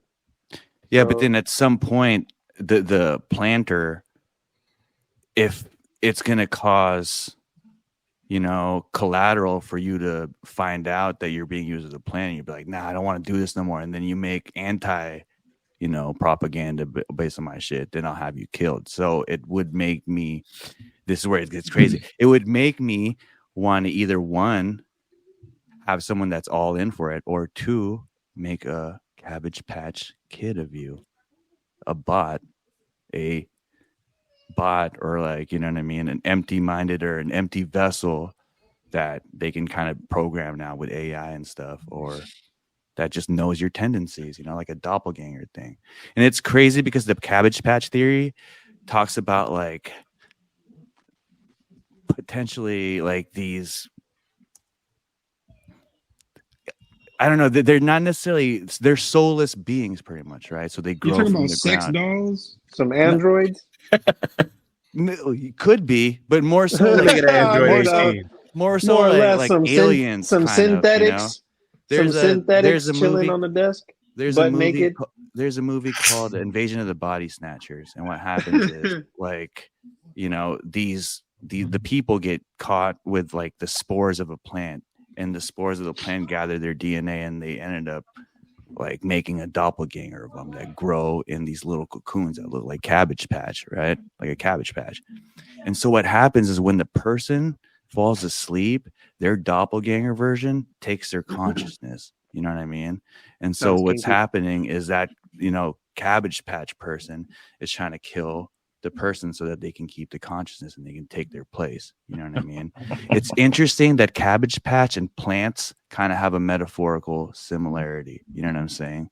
And I did talk about Kanye West. I do think that Kanye West isn't Kanye West anymore. You know what I mean? And so what's a plant? I think at the base layer, it's somebody who's, you know, like a secret agent, but at the deeper layer, it might be a synthetic android that took your place. You know what I'm saying? Because you talk too much. I just saw this fucking interview of the guy. Is it Jim Bauer? The guy who fucking was in Half Baked with Chappelle? Jim Brewer. Jim Brewer. He was saying that he doesn't even think Chappelle's the same. He thinks Chappelle might be different too, man. So he got lighter and he got bigger. He got bigger. I mean, he was kind of ripped the last Netflix special that he did, but yeah, he got lighter and melanin for sure. And yeah, he's fucking yoked, but he's been gone for a while, so it's hard to say. But I think people are, because first of all, projects get put out, interviews get put out. You're not really looking at this person in real time, bro. Mm-hmm. You know, and on top of that, you know, everybody knows how crazy and how vast life can be. You know what I mean? 1 minute you're on the go, you're doing your job, you're moving a million miles an hour, something like that, whatever, and then the next day you're KO'd. You know, you got to go to the doctor or some shit. You're out for like a week and a half, 2 weeks, a month, whatever. You gain weight, whatever. Some other shit happens. Like, there's so many variables involved, bro. If I don't see it or experience it with my own senses, then I can't really put out my observation. Mm-hmm. That's how I see it. You know what I mean? And things are so distorted because it's not in real time. I'm getting all this information, you know, I'm getting pictures of him from years ago that I've never seen, or like, videos of him and stuff like that. It's like, it's hard to keep up with everything. And you see him on TMZ or whatever, and they post when it was posted, whatever, and you look at him and he don't look nothing like how he look in his shows. You know what I mean? The same goes for other stars. You know what I mean? So it's like, it's really hard to say, man. And going back to what you were talking about, these deep fakes and shit. Like, you know, since they're getting better, you don't know what the fuck's real, bro. Mm-hmm. Like, when I got back from the Philippines, bro, I had such a culture shock that I was looking at everybody, bro, and I was like, what is everybody's intention? I was sitting there questioning the intentions of people at the fucking supermarket and shit, bro. Like, you know what I mean? Shit that's like unnecessary. It's unnecessary, but at the same time, it's like, bro, like, you could be a serial killer, like, for real. And I'm sitting here, like, you could be like a sociopath. You could be beating your wife. You could be beating, you know, like, you don't know what the fuck people are fucking doing, bro. You know? So you're just at the mercy of the fucking world and nature and its forces, gang. Like, that's why I was like, you know, take everything, you know.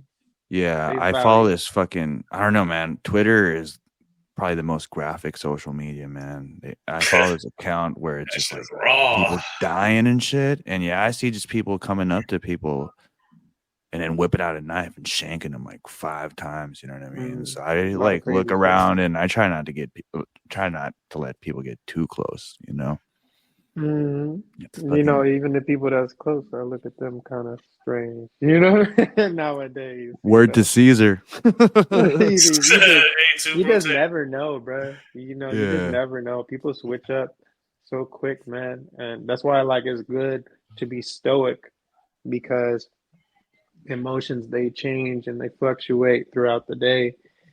But if you have like a core values that you just uphold, man, then at least you have some kind of framework, and you bring stability to other people's lives too, man, because they can count on you to not Yeah. be flipping shit. Yeah, you definitely get the foundation there. Once you got your kind of core beliefs, your morals, and what have you. I think absolutely that's definitely your foundation to build upon. But in this, like, everything's just so crazy right now, dude. Like, everything is so fucking crazy. And as you said earlier, like, dude, what a time to be alive. I say that like very often. Like, this is a wild time. It's not only wild, but it's a good and a crazy time to be alive, just to be able to be witnessing everything that is happening is fucking crazy, dude. Man, we could see things instantly, bro. Like in the 90s, of course, I probably couldn't even perceive something like this, man. It happened so fast that it just kind of became like second nature. Oh yeah, you know, it went from dial up to now we got faster internet. What the heck is a modem? I don't know what this thing is. You just plug it up, plug it to the computer. It's working. Okay, the internet's faster now. And then you got video games getting better. You're not even questioning that this shit's starting to look like a real person and shit. Yeah. And then, you got your So phone your phone went from walkie-talkies, and then they got a screen on it. Now it's playing music. You're not questioning that shit. You're just happy it plays your fucking favorite playlists. And then they got a camera on it now. Oh shit, you can be more vanity. You know what I mean? You're not questioning that shit because you have all these feel good chemicals going to your brain. You know what I mean? Making you fucking, it's a dopamine hit, the dopamine rush. So much dopamine, you're not even questioning that technology just evolved before your eyes, man. And we all became essentially, wizards, in a matter of a few decades. You know what I mean? And like this FaceTime shit, you know what I mean? Like, and then now these deep fakes, you can't, and this AI. AI shit's crazy, man. They're like, what the fuck is going on, bro? This is the end times, cut. I'm like, I just hope that I'm raptured, gang, because this is crazy. Yeah, man. It's so the crazy thing is, first of all, I was talking about clones and bots. So you think that Kanye and Chappelle might not be clones? I think if you want to get like down to the like plants, you know what I mean? Like what's your idea and your concept and theory about plants? And I think we're all shit? plants. Mm-hmm. I think we're all plants. Because we're all vehicles, right? That can be. So you have like the soul, and then you have the spirit, right? And the spirit is like tied to God, and like your soul is kind of like your individualization of that manifest, right? That can kind of like take shape in physical form, which is the flesh. And then, but your soul, your mind is susceptible to what? Demons and angels, positive thoughts, negative thoughts, emotions, and all this stuff, right? That all can either guide you away or towards your higher purpose.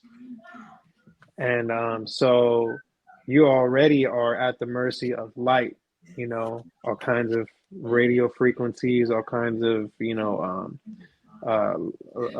solar frequency, solar light, and all this stuff, lunar light, all this different starlight, and as I said before, you're made of atoms with infinite amount of space. That means that you're semi-permeable in nature. That means all this light and all this, it's all going, it's like waves moving through you, man. It's like literally like waves moving through you.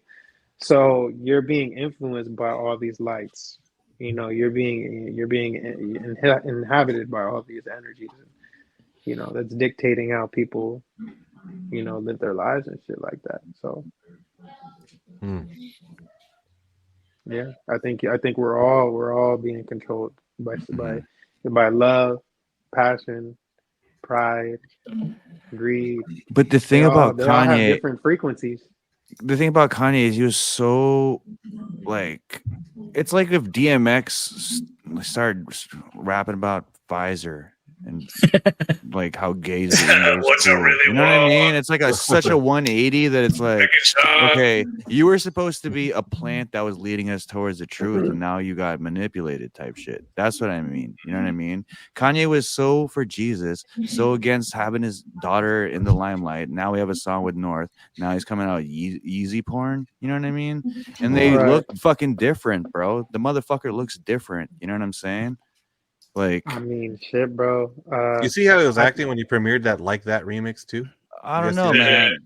He's just like, and then about Chappelle. Let me just show this interview, and then we can talk about it, because this is like a homie talking about the other person. You know what I mean? So fuck deepfake. This is like if I was talking about Jermaine. You know what I'm saying?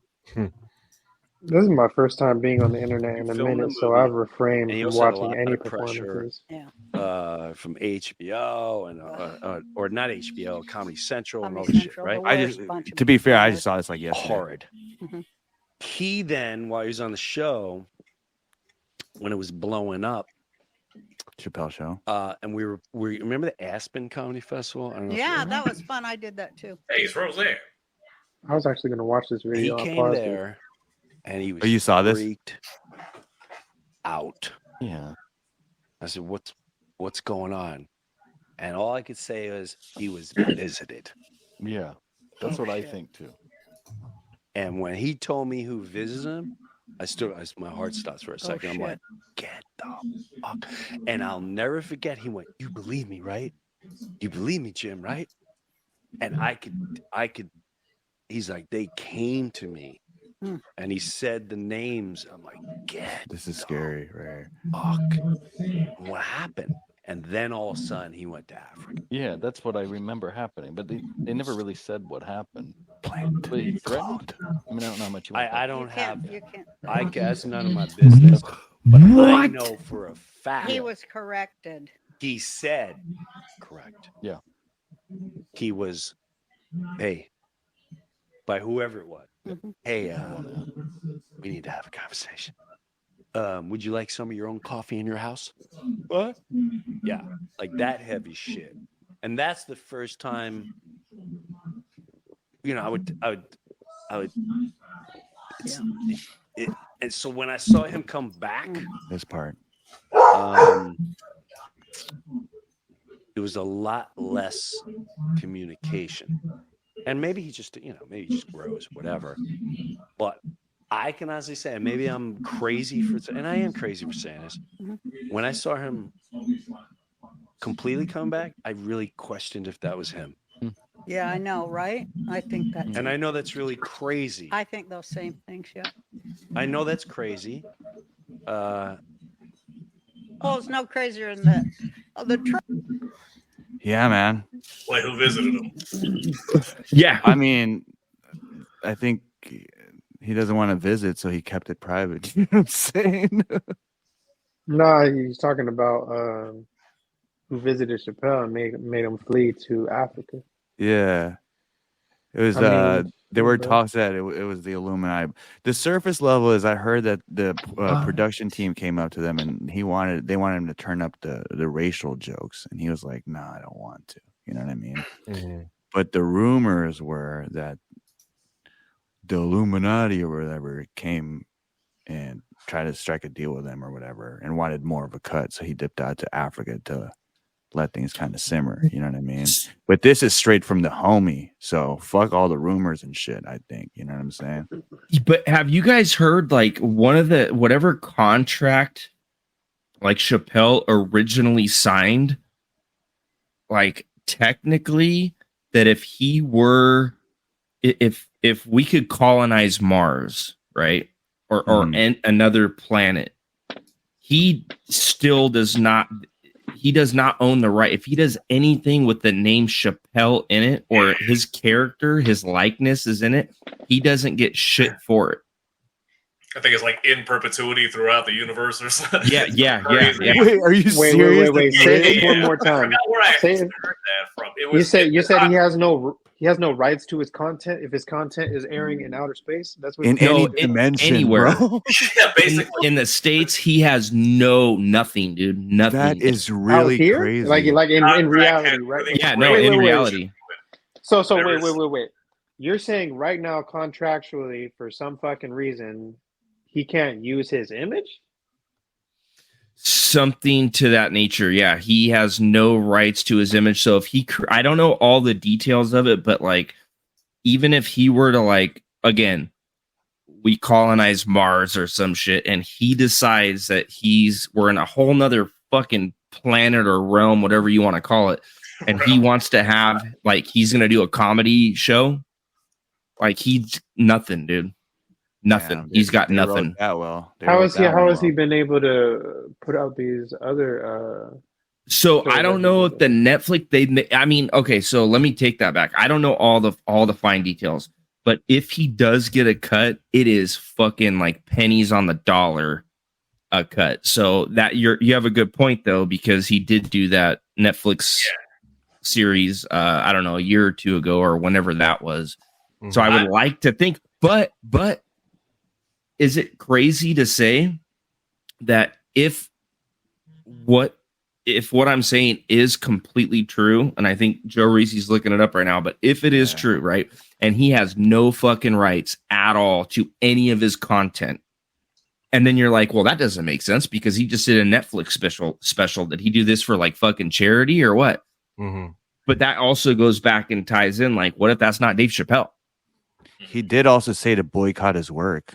Yeah, this was. I'm gonna. Boycott his fucking. I hope I'm remembering this right. I'm gonna say this was Comedy Central's contract for Chappelle's show. I think this is where it applies. Mhm. Where, like Chef was saying, if they do a Chappelle show, yeah, in if they do Chappelle's show in another universe, another dimension, the diction in this contract is crazy. Yeah, Comedy Central owns the rights to Chappelle's show, Right. but then I don't know if Bullshit. That's But some remember- fucking Kang the Conqueror shit. That's kind of space-time continuum bullshit. You trying to fucking pull. Comedy Central goes in another dimension and finds you. And you've been let's say someone did that to your music. You wouldn't be like, fucking don't listen to that shit. You know what I'm saying? That's why Chappelle was like, don't watch Chappelle's show on Netflix. No, And it was let's just was say- on. and- No, when he said that, it wasn't on Netflix. It was HBO Max because HBO Max wasn't paying him. And in his stand-up, he said he told Netflix take it off, and then he said either pay me, and then Netflix said fuck it, we'll pay him. He's like, and that's why I'm cool with Netflix because they're fucking paying me, and that's why they gave him 2 specials because they paid him for it. But HBO Max, obviously with Comedy Central, they weren't paying him for putting his sketch on HBO Max. I So see. that's why I said boycotted. They're not fucking paying me on HBO Max. Don't fucking watch it. See, I mean, it gets interesting because it's like, obviously, I mean, you had to have known this in your paperwork prior to giving them this project so that they can air it, right? I mean, you had to have known this. You know what I mean? How I don't understand. What are you what think are your he signed qualms? it without knowing it, kind of type of shit? Like you didn't know what you were getting into, which very likely could have been possible. That could be fair. I mean, that's Mhm. happened to me before. Yeah, You know what I mean? That could be fair. And I mean, that's not putting no shame on anybody because we all live and we all learn. Yeah, It happens to a lot of But people. you know, It's you human. can't expect everybody to have the best lawyers at every point in time unless you're fucking built with a silver, you know, you're born with a silver spoon in your mouth, you know. I mean, also So before when it's he like- signed that contract, I think it was easy to target him because what he was doing. I mean, he had movies. It's not like he wasn't famous or anything, but they probably threw a number at him that they're like, he's not going to read the contract if we throw this number at him, you know, and just sign it. You know what I'm saying? Feel like Or that. you know, I mean, it could be multiple things, you know, because we don't even know if these are the same lawyers that he's been with, if his current lawyers are lawyers he's been with this whole time, if there's been any change of staffing, anything like that, Mhm. you know. You don't know what's going on, underneath the surface, bruh. But all we could really do is speculate. Shit, they could all be fucking aliens, and they could be pulling their fucking skin off right now, sucking blood with their vampiric lizard fucking fangs. Yeah. You know what Or I mean? were they We don't aliens? fucking know that shit. You know what I mean? Yeah. And we don't know it. So what's crazy about aliens and stuff that we brought up is, like you said, 1904 was when they came up with the planes, right? And then from 10 years later, the guy who came up with the rocket propulsion shit was born. So we advance astronomically, with tech. Man, Which is why I think that the clone theory is fucking legit, because this is from 97, bro. I'm very, very pleased to announce that the first baby clone is born. She was born yesterday at 11:55 a.m. in the country where she was born. So this will give you more details about the location. She's fine. We call her Eve. I think cloning humans is inherently a bad idea for sort of, if I may, evolutionary biological reasons. And that is that if you clone yourself, if this were successful, this baby would not be the combination of two people's genes. And so this kid would be inherently following one genetic. So why I bring that up, and this is going to tie everything in, bro. There's a purpose for why I brought that up. That was real? Yeah, bro. CNN. That's like as mainstream as it gets. When was that aired? March 4th.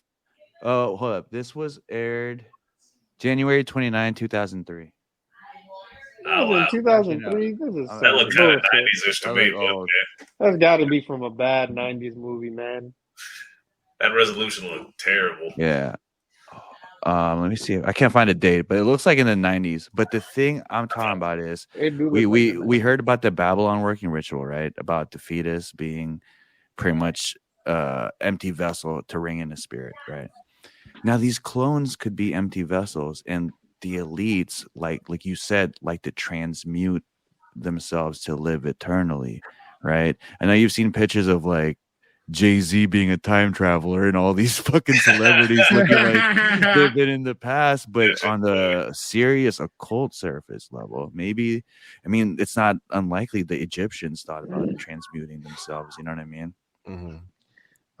I mean, so my brain, if I just let it run wild, it automatically goes to, okay, the flood, that forced Noah to build his ark, that happened because in his grandfather's time, angels had fell down. They fornicated with women. They gave birth to Nephilim, half men, half God, or half angels, giants among men. God said there's going to be a flood. Enoch came down from the heavens, told his family, told Noah, and then they built the ark. When the flood came, the flood killed all the abominations, all the animal hybrids, the human animal hybrids, the cyclopses, unicorns, dragons, all this shit supposedly got flooded out. And then, all these Nephilim, these half angel, half human hybrids, their dead souls had nowhere to go. So they remained roaming on Earth. And I suppose they were, if I'm not mistaken, they were placed in a pit along with their leader. But there's supposed to be Tartarus or something like that. Mm-hmm. You know what I mean? I forgot what the actual name was. But essentially, there are supposed to be spirits or souls that have no heaven or hell to go to. And that's what makes the Babylon working ritual crazy, is because they're trying to harness those souls into humanity. You know what I mean? You can even say this red heifer ritual that's currently being talked about is a ritual to bring something in too. You know what I mean? It's crazy. They put society and I don't know. I don't want to say religion. I just want to say media kind of perpetuates this notion that Lucifer and Satan, they're the ones you need to be looking out for.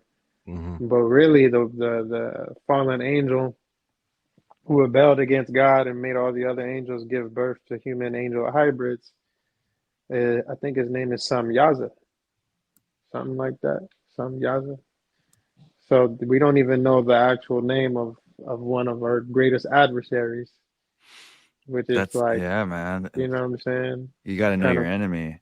yeah, It's like the man. thing about the Philippines. It's like we don't even know the name of our home. We're saying the motherfucker's name every time we call our land. You know what I'm saying? That's Right. blasphemous in a sense.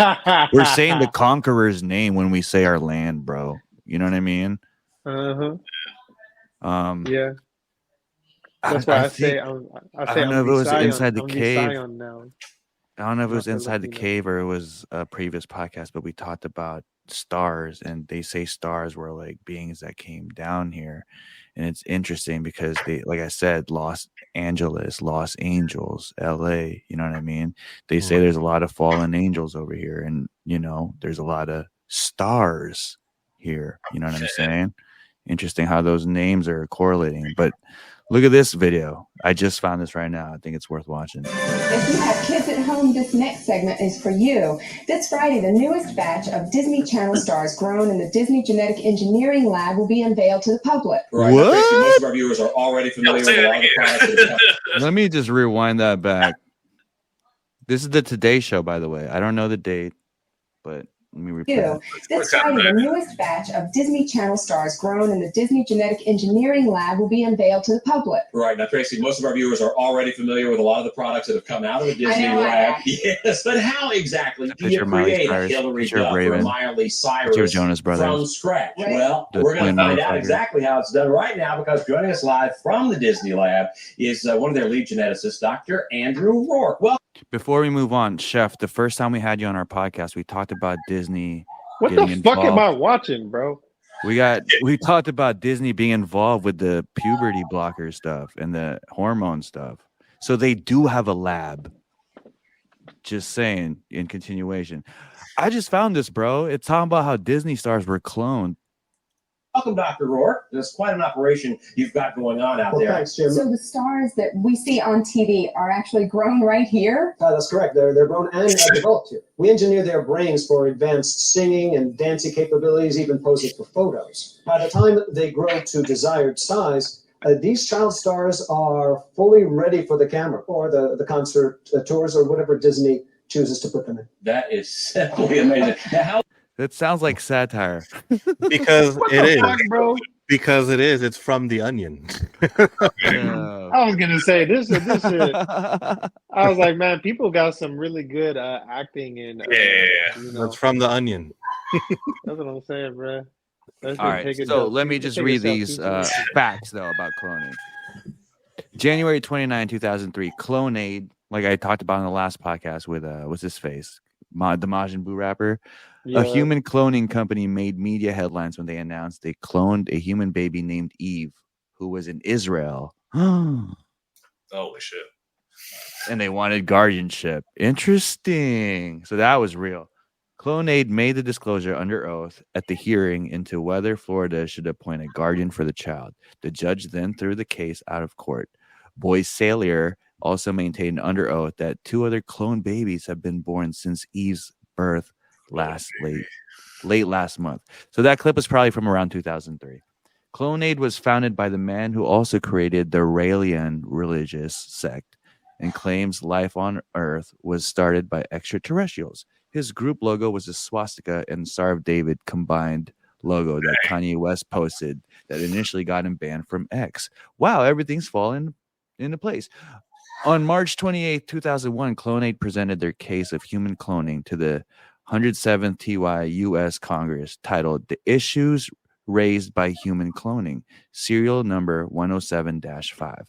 On March 4th, 1997, President Bill Clinton banned the federal government from funding human cloning, but the United States never banned human cloning, just the funding, but you can have a little money under the table, you know what I'm saying? So, yeah, this is in 2003. It's 2024 right now, so I'm pretty sure that they got this shit figured out, and so the Cabbage Patch theory sounds crazy, but it really could be plausible. It's fucking scary.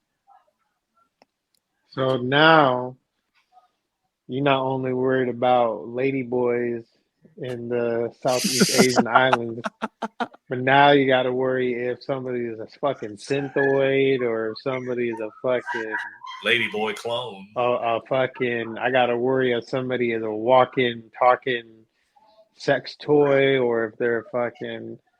If they're a copy of someone else, Megan, I just get a normal fucking person. You know? Android 17, Android 18. Homegrown. You know what I mean? At this point, fuck it. I might as well just get with one of the aliens that come down. Shit. Shit, man. Crazy shit, bro.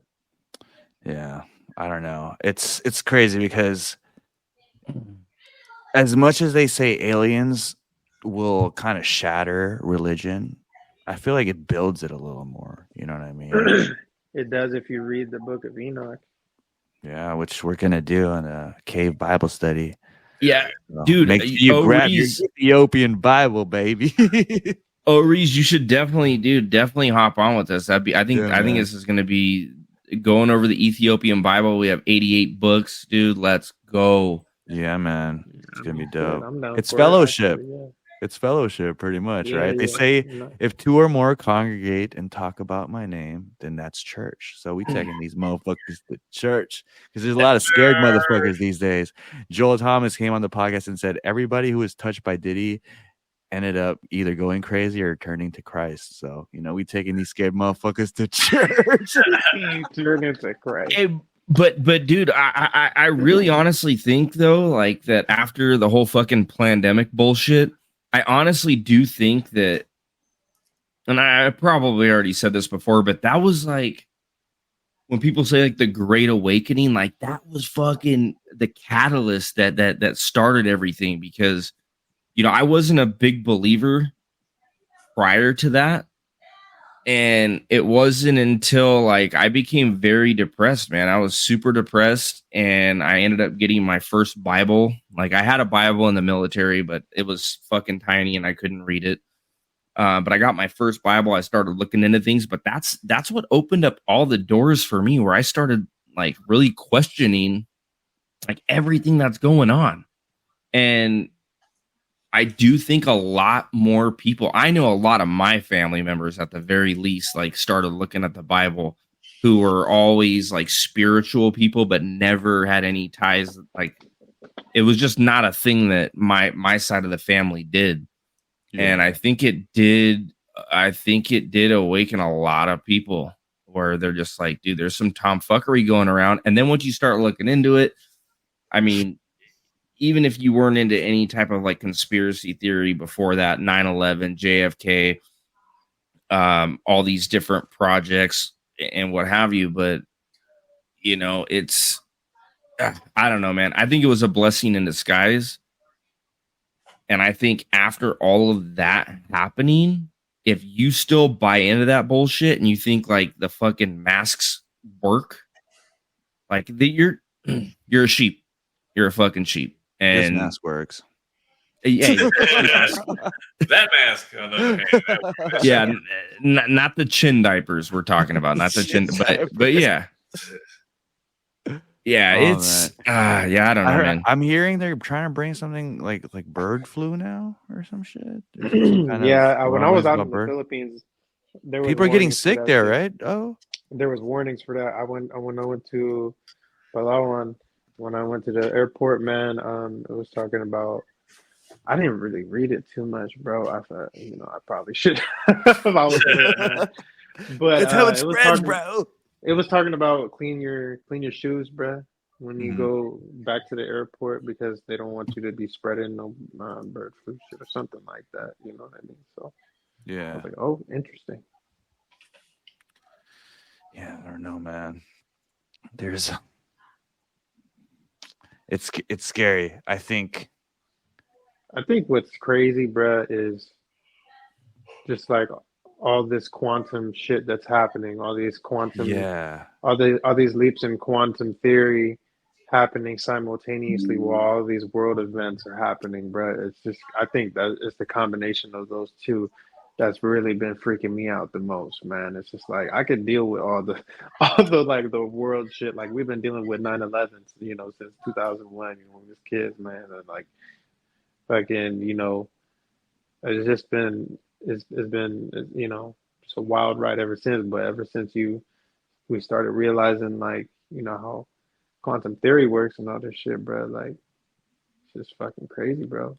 What's You know, crazy like, about quantum theory and aliens and the occult, and we'll wrap this up with this, is I wish aliens were fucking from outer space and from, you know what I mean, another planet. Then we can go talk and, exchange art, you know what I'm saying? Smoke some weed, do some Did you say mushrooms. exchange art? Yeah, like You don't know. what's art over there in your place? This is alien not hip-hop what we over like there, over here. What music do you like? You guys even have music? But I think now it's coming out that, like, especially with the Jack Parsons stuff, I think that aliens are more like demonic entities, or there are some fucking dark force, bro. Sometimes they're call angelic, dark but who force. knows if they're just helping you out for now. You know what I'm saying? Yeah. What's interesting is Jack Parsons, like I said, he was really inspired by Aleister Crowley, and we know Aleister Crowley. Aleister Crowley apparently summoned this entity named Lamb, and I'll show you guys a picture, and you tell me what this motherfucker looks like. Lamb? You said lamb? Yeah. Doesn't it L-A-M. look like a fucking alien? Yeah, bro. That's like Yeah, it looks like archetype a fucking of an alien, alien right now. That kind of looks like that kind of looks like my ex-girlfriend a little bit. Shit, man. Dang, Yeah, did we date man. the same one? Because she looks like I know. She wore a wig, probably. She had a wig. Yeah, so fucking aliens, the occult and stuff, like the promising thing is if there's a negative, there is a positive, right? So conversely, if there's a positive, there is a negative. Yes. So if everyone's trying to talk to demons and stuff, there must be a God in the opposite end too, right? We're all co-creating it. You know what I Mhm. mean? And I think just like the faith in the fact that there is something out there is too strong, and it's been too strong for so long. You know what I mean? So now we're seeing like the rips and tears in reality. We're seeing it come and manifest in actual form now.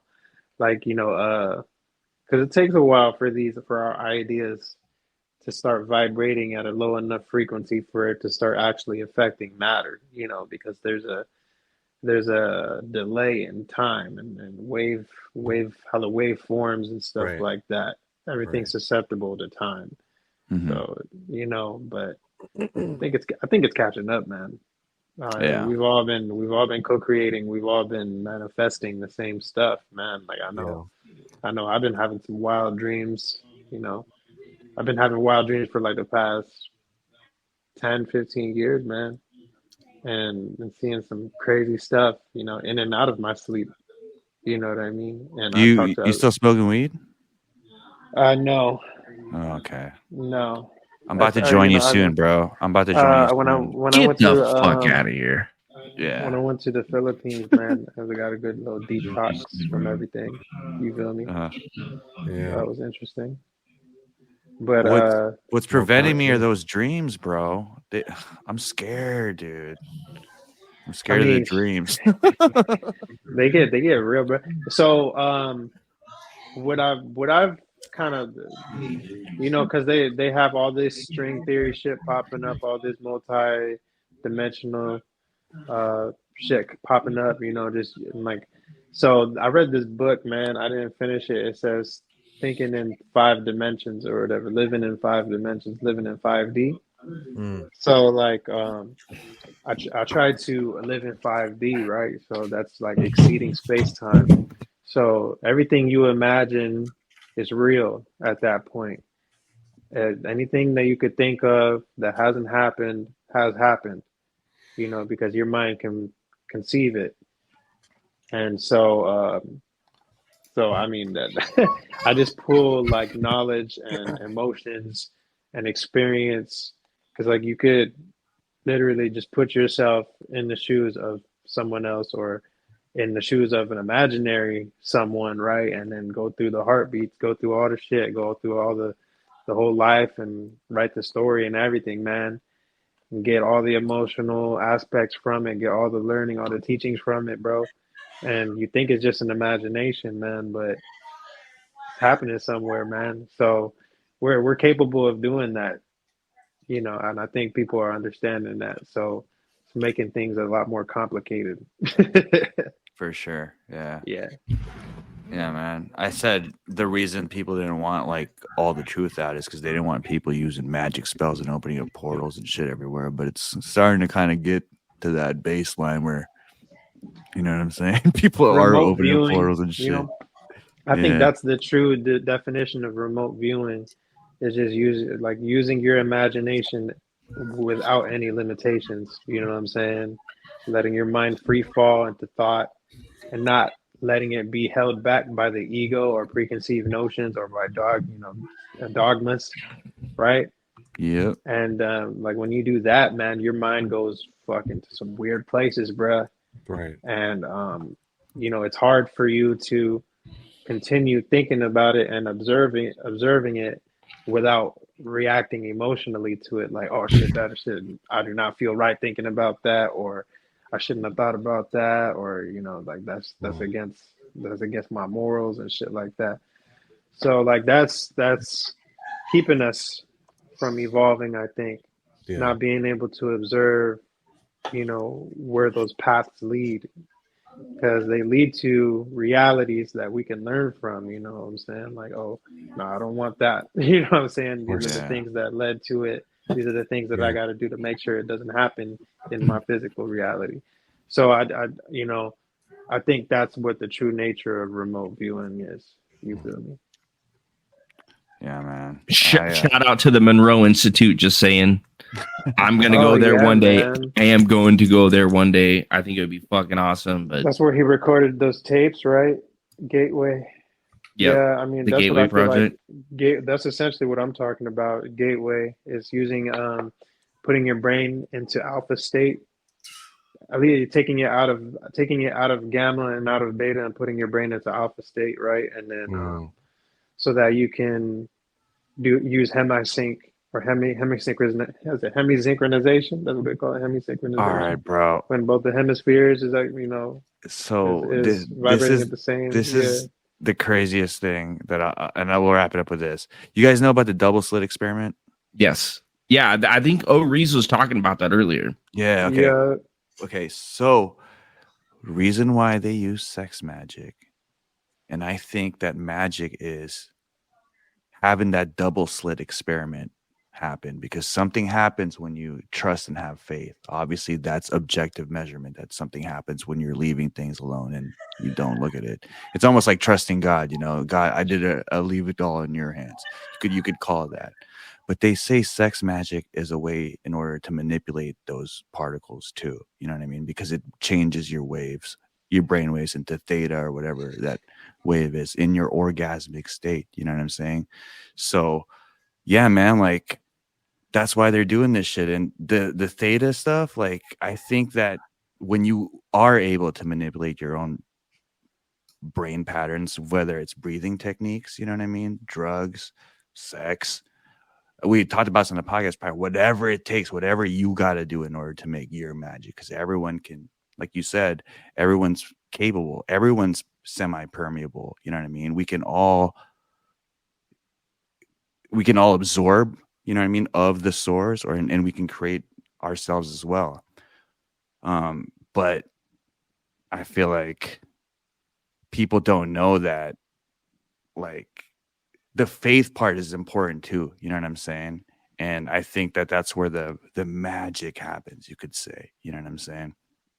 It's pretty interesting that you can actually measure that with science via the double slit experiment, which is crazy. For everybody is different, man, because, you know, everybody gets a different wake-up call, you know, at different points in their lives. And, you know, we don't know exactly why they happen, when they happen, but they do.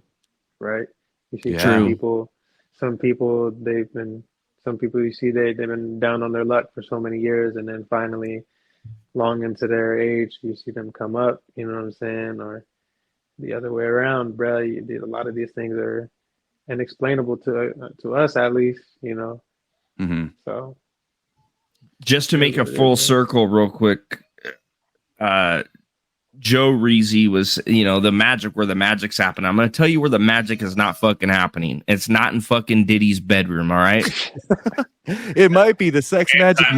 That's the whole fucking premise of the podcast, dude. They're doing sex magic. Okay. Somebody tell me, did he have to do much research to come up with that? Yeah, it's nuts, bro. Yo, Chef, remember they were fucking giving him fucking like pink cocaine or something, cocaine laced with something called Tusi. You know what I'm saying? They were on some other shit trying to get this fool drugged up. And I heard with Jack Parsons, like they got addicted to sex, but at some point, like they needed drugs in order to keep going having sex. And to me, I was like, damn, you don't even like to have sex anymore. At this point, you're probably just trying to manifest so much shit, and this is your method to the point where you're just kind of, you know what I mean? Just try to clear your list and shit. Might as well have a fucking robot, bro. Yeah, at this point. Nah, those are. Sorry, that's a thing too, man. That's a thing too.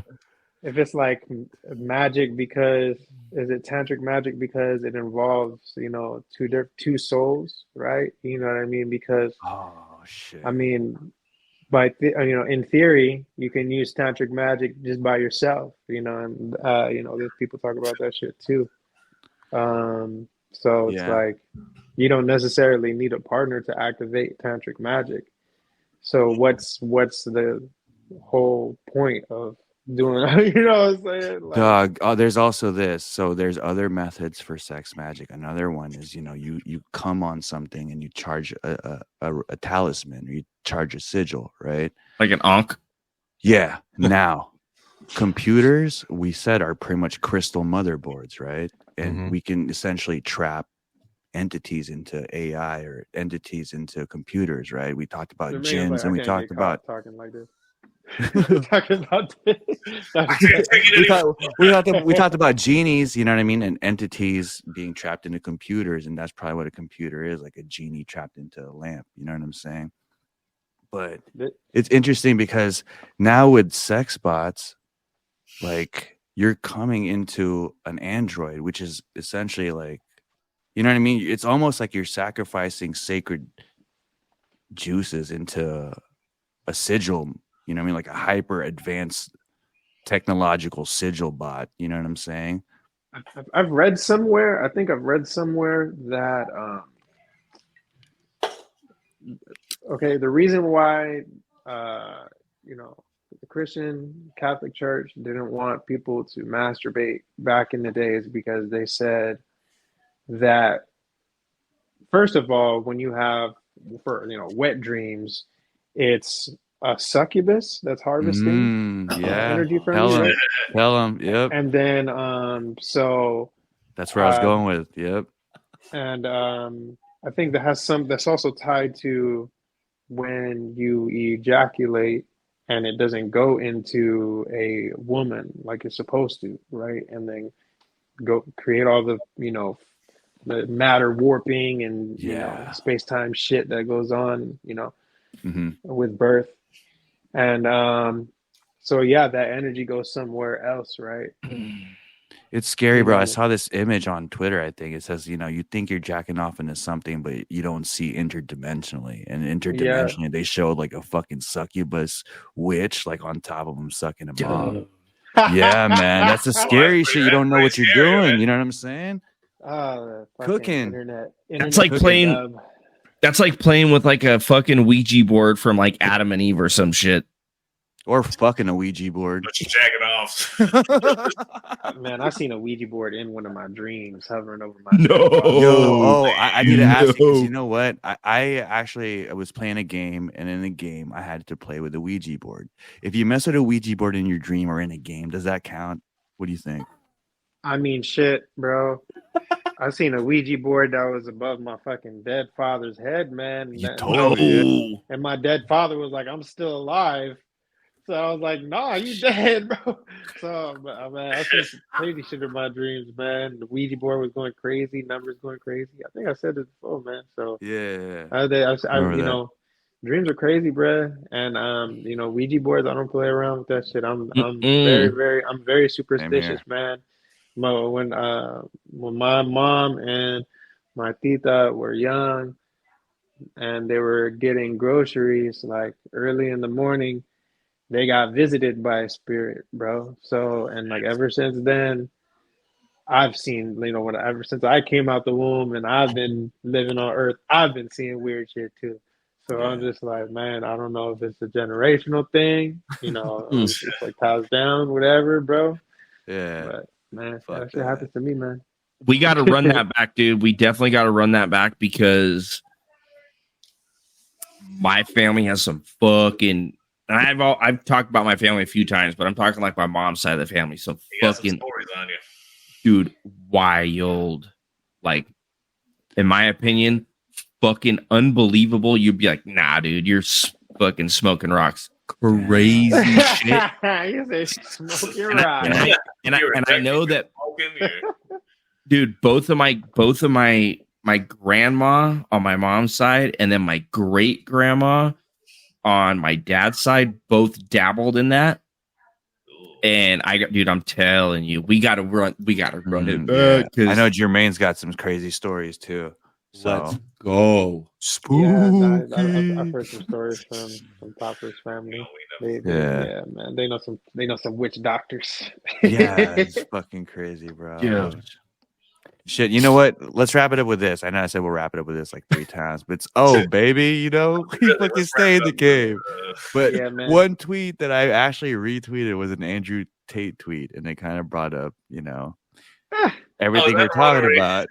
I think the tweet was, and I should just read it, right? That shit's fucking hilarious because, you know, just to wrap it up, if you're tuning in now, let's hear the red pill statement. We're talking about, like, you know. It's like beyond red pill. Yeah. Let me pull this shit up because this is funny, bro. I think I know which tweet you're talking about. He said, this one's doing its rounds on the internet. Red pill, blue pill bullshit, man. People just live your life, man. Nobody's perfect. It said, if you're having sex with women because it feels good, that's gay. You should be having sex to have kids because that's the primary objective. That's what separates the men from the real men from the boys. You know what I mean? Elon Musk? No, Andrew Tate. Oh, Andrew Tate. Sorry, dude. I drew a blank there. That's still, dude. I mean, I agree, bro. You have to redefine what gay means at that point because if I'm gay for being susceptible to the pleasures of carnal flesh, you know, I'm just being sinful. That's what I would. I think that's the proper terminology for that. I think that's fair. You know what I mean? But you know, but then again, people who would use gay and sinful as interchangeable words sometimes, so you got to be kind of careful with that. But yeah, it's a 90s thing. Shit, bro. So every time this guy fucks, he's making a kid. Every single time. I mean, I understand that the reason that we have appendages down there is for procreation and should only be used for that, you know, because there's a lot of risk involved. There's a lot of risk involved with fucking yarn from my knife. Risk involved from you know, having sex, right? Back in the days, you know, childbirth was a little bit more tedious, you know, and it might not always survive, yeah. So, you know, plus you got like a whole bunch of like different elements of nature that's tearing you down, bruh. So, yeah, man. This is what I think. I think see that. You can compare it to eating, right? Gluttony. If I'm eating a steak, opposed to let me eat some cupcakes and pizza because it tastes good, you know what I mean? And it's not even that good for you. That's kind of gay, you know what I'm saying? I think. And so this is what I think too. Like, I love me some cookies, man. That's you want to have sex with a person that you feel a connection with, that you want to procreate with, because like we said, sex is magic. Sex is a gift from God. When you start to think, oh, I want to just have sex with the finest women, now you're falling into a psyop. You're falling under a spell. And we talked about the succubus stuff. You know what I mean? Now you want to go, man, I haven't fucked a baddie with a fat ass before. Now I want to go fuck baddie with a fat ass. I ain't fucked no redheads before. I heard they suck a lot of good dick. And then you have STDs and you're fucking in this bad fucking lifestyle. You know what I'm saying? Opposed to, I'm just trying to have sex with someone that I want to be my mother. And if you have that mentality, then you don't even need to fucking ever buy or wear a condom ever. You know what I'm saying? That's true. You want to be the mother of your child. I'm just saying it's yeah. I'm just saying it's ideal. It's ideal. You know what I mean? And that's not necessarily ideal, but yeah, but that's I think the message was. that's in the ideal world, but we're in a completely different world than that, man. I feel like we're in fucking a mix between Squid Games, Hunger Games. But should that make you change your morality and to adapt, or do you just kind of like level up and keep the same morals? And you know what I mean? I try not to let myself get big-headed off of the fact that I have a preconceived notion of how reality works, because I know, for one, the laws of science are only as strong as our forms of measuring. You know what I mean? So when we have better tools for measuring, we get to see more, and that changes our perspective of reality and science altogether. So I don't look at things like I know exactly what's going on, but I attack it with the knowing that I have, right? And so I take all my knowledge and all this insight and wisdom from accumulated experience, trial and error, and the new experience, I put it to the test with everything that I know, right? If it applies to everything that's happened before, then okay. Then what I've learned before, through multiple simulations, whether they be real or not, it'll prove whether or not my knowledge is solidified, and that that it's actually valid, right? Mm-hmm. So that's why I try not to go into everything like I know exactly what's going on, but I do go into everything knowing that I have a higher purpose, right? And no matter what happens, my higher purpose will protect me. So until I've fulfilled that higher purpose, I won't be taken out so easily, right? If I run into something, bruh, it's an issue, something new, I learn the ins and outs of it as much as I can, and I put my knowledge to the test, bruh. If there's a loophole, if there's something falls through the cracks, whatever, bruh, don't respond emotionally and just add it into your database, bro, and then re-strategize, right? You gotta, almost like androids. Yeah, you're just pretty much conscious. You're growing as you go, pretty much. I think every like experience. I was saying, though, stoicism plays a big part in it, bro, because when you're over emotional or overreactive, bro, you can't analyze these things as much as you need to, like on a more in-depth level, bro. Well, you know what? I don't know though, because that's like a stereotype of the term stoicism. We had an author talk about stoicism, and stoicism is actually more of like kind of like Buddhism than it is like tough guy, I'll handle everything kind of stoic. You know what I mean? Stoicism is like you can be emotional, but you have to deal with it. Kind of like you said, like you actively bring in your experiences and you don't act like and so you come in with your experience, but at the same time you're open to absorbing new shit from the experience. You know what I'm saying? Yeah. If I got that correct. Yeah, but it's also connected to your emotions, bro. It plays a big part because like I said, your emotions create thoughts, or your thoughts create emotions, bro, that literally control everything that you do, man. Like Like people don't understand just how emotionally driven their actions are. You know what I mean? It's like the smallest things dictate, the future for you. These emotions, bruh. They, so I'm just trying to control them right, so I can understand what decision I have to make. They That's say all. emotion is energy in motion. So there you go. Emotion. I like that. Shit. Let's fucking wrap it up. Oh, where can we find you outside the cave, baby?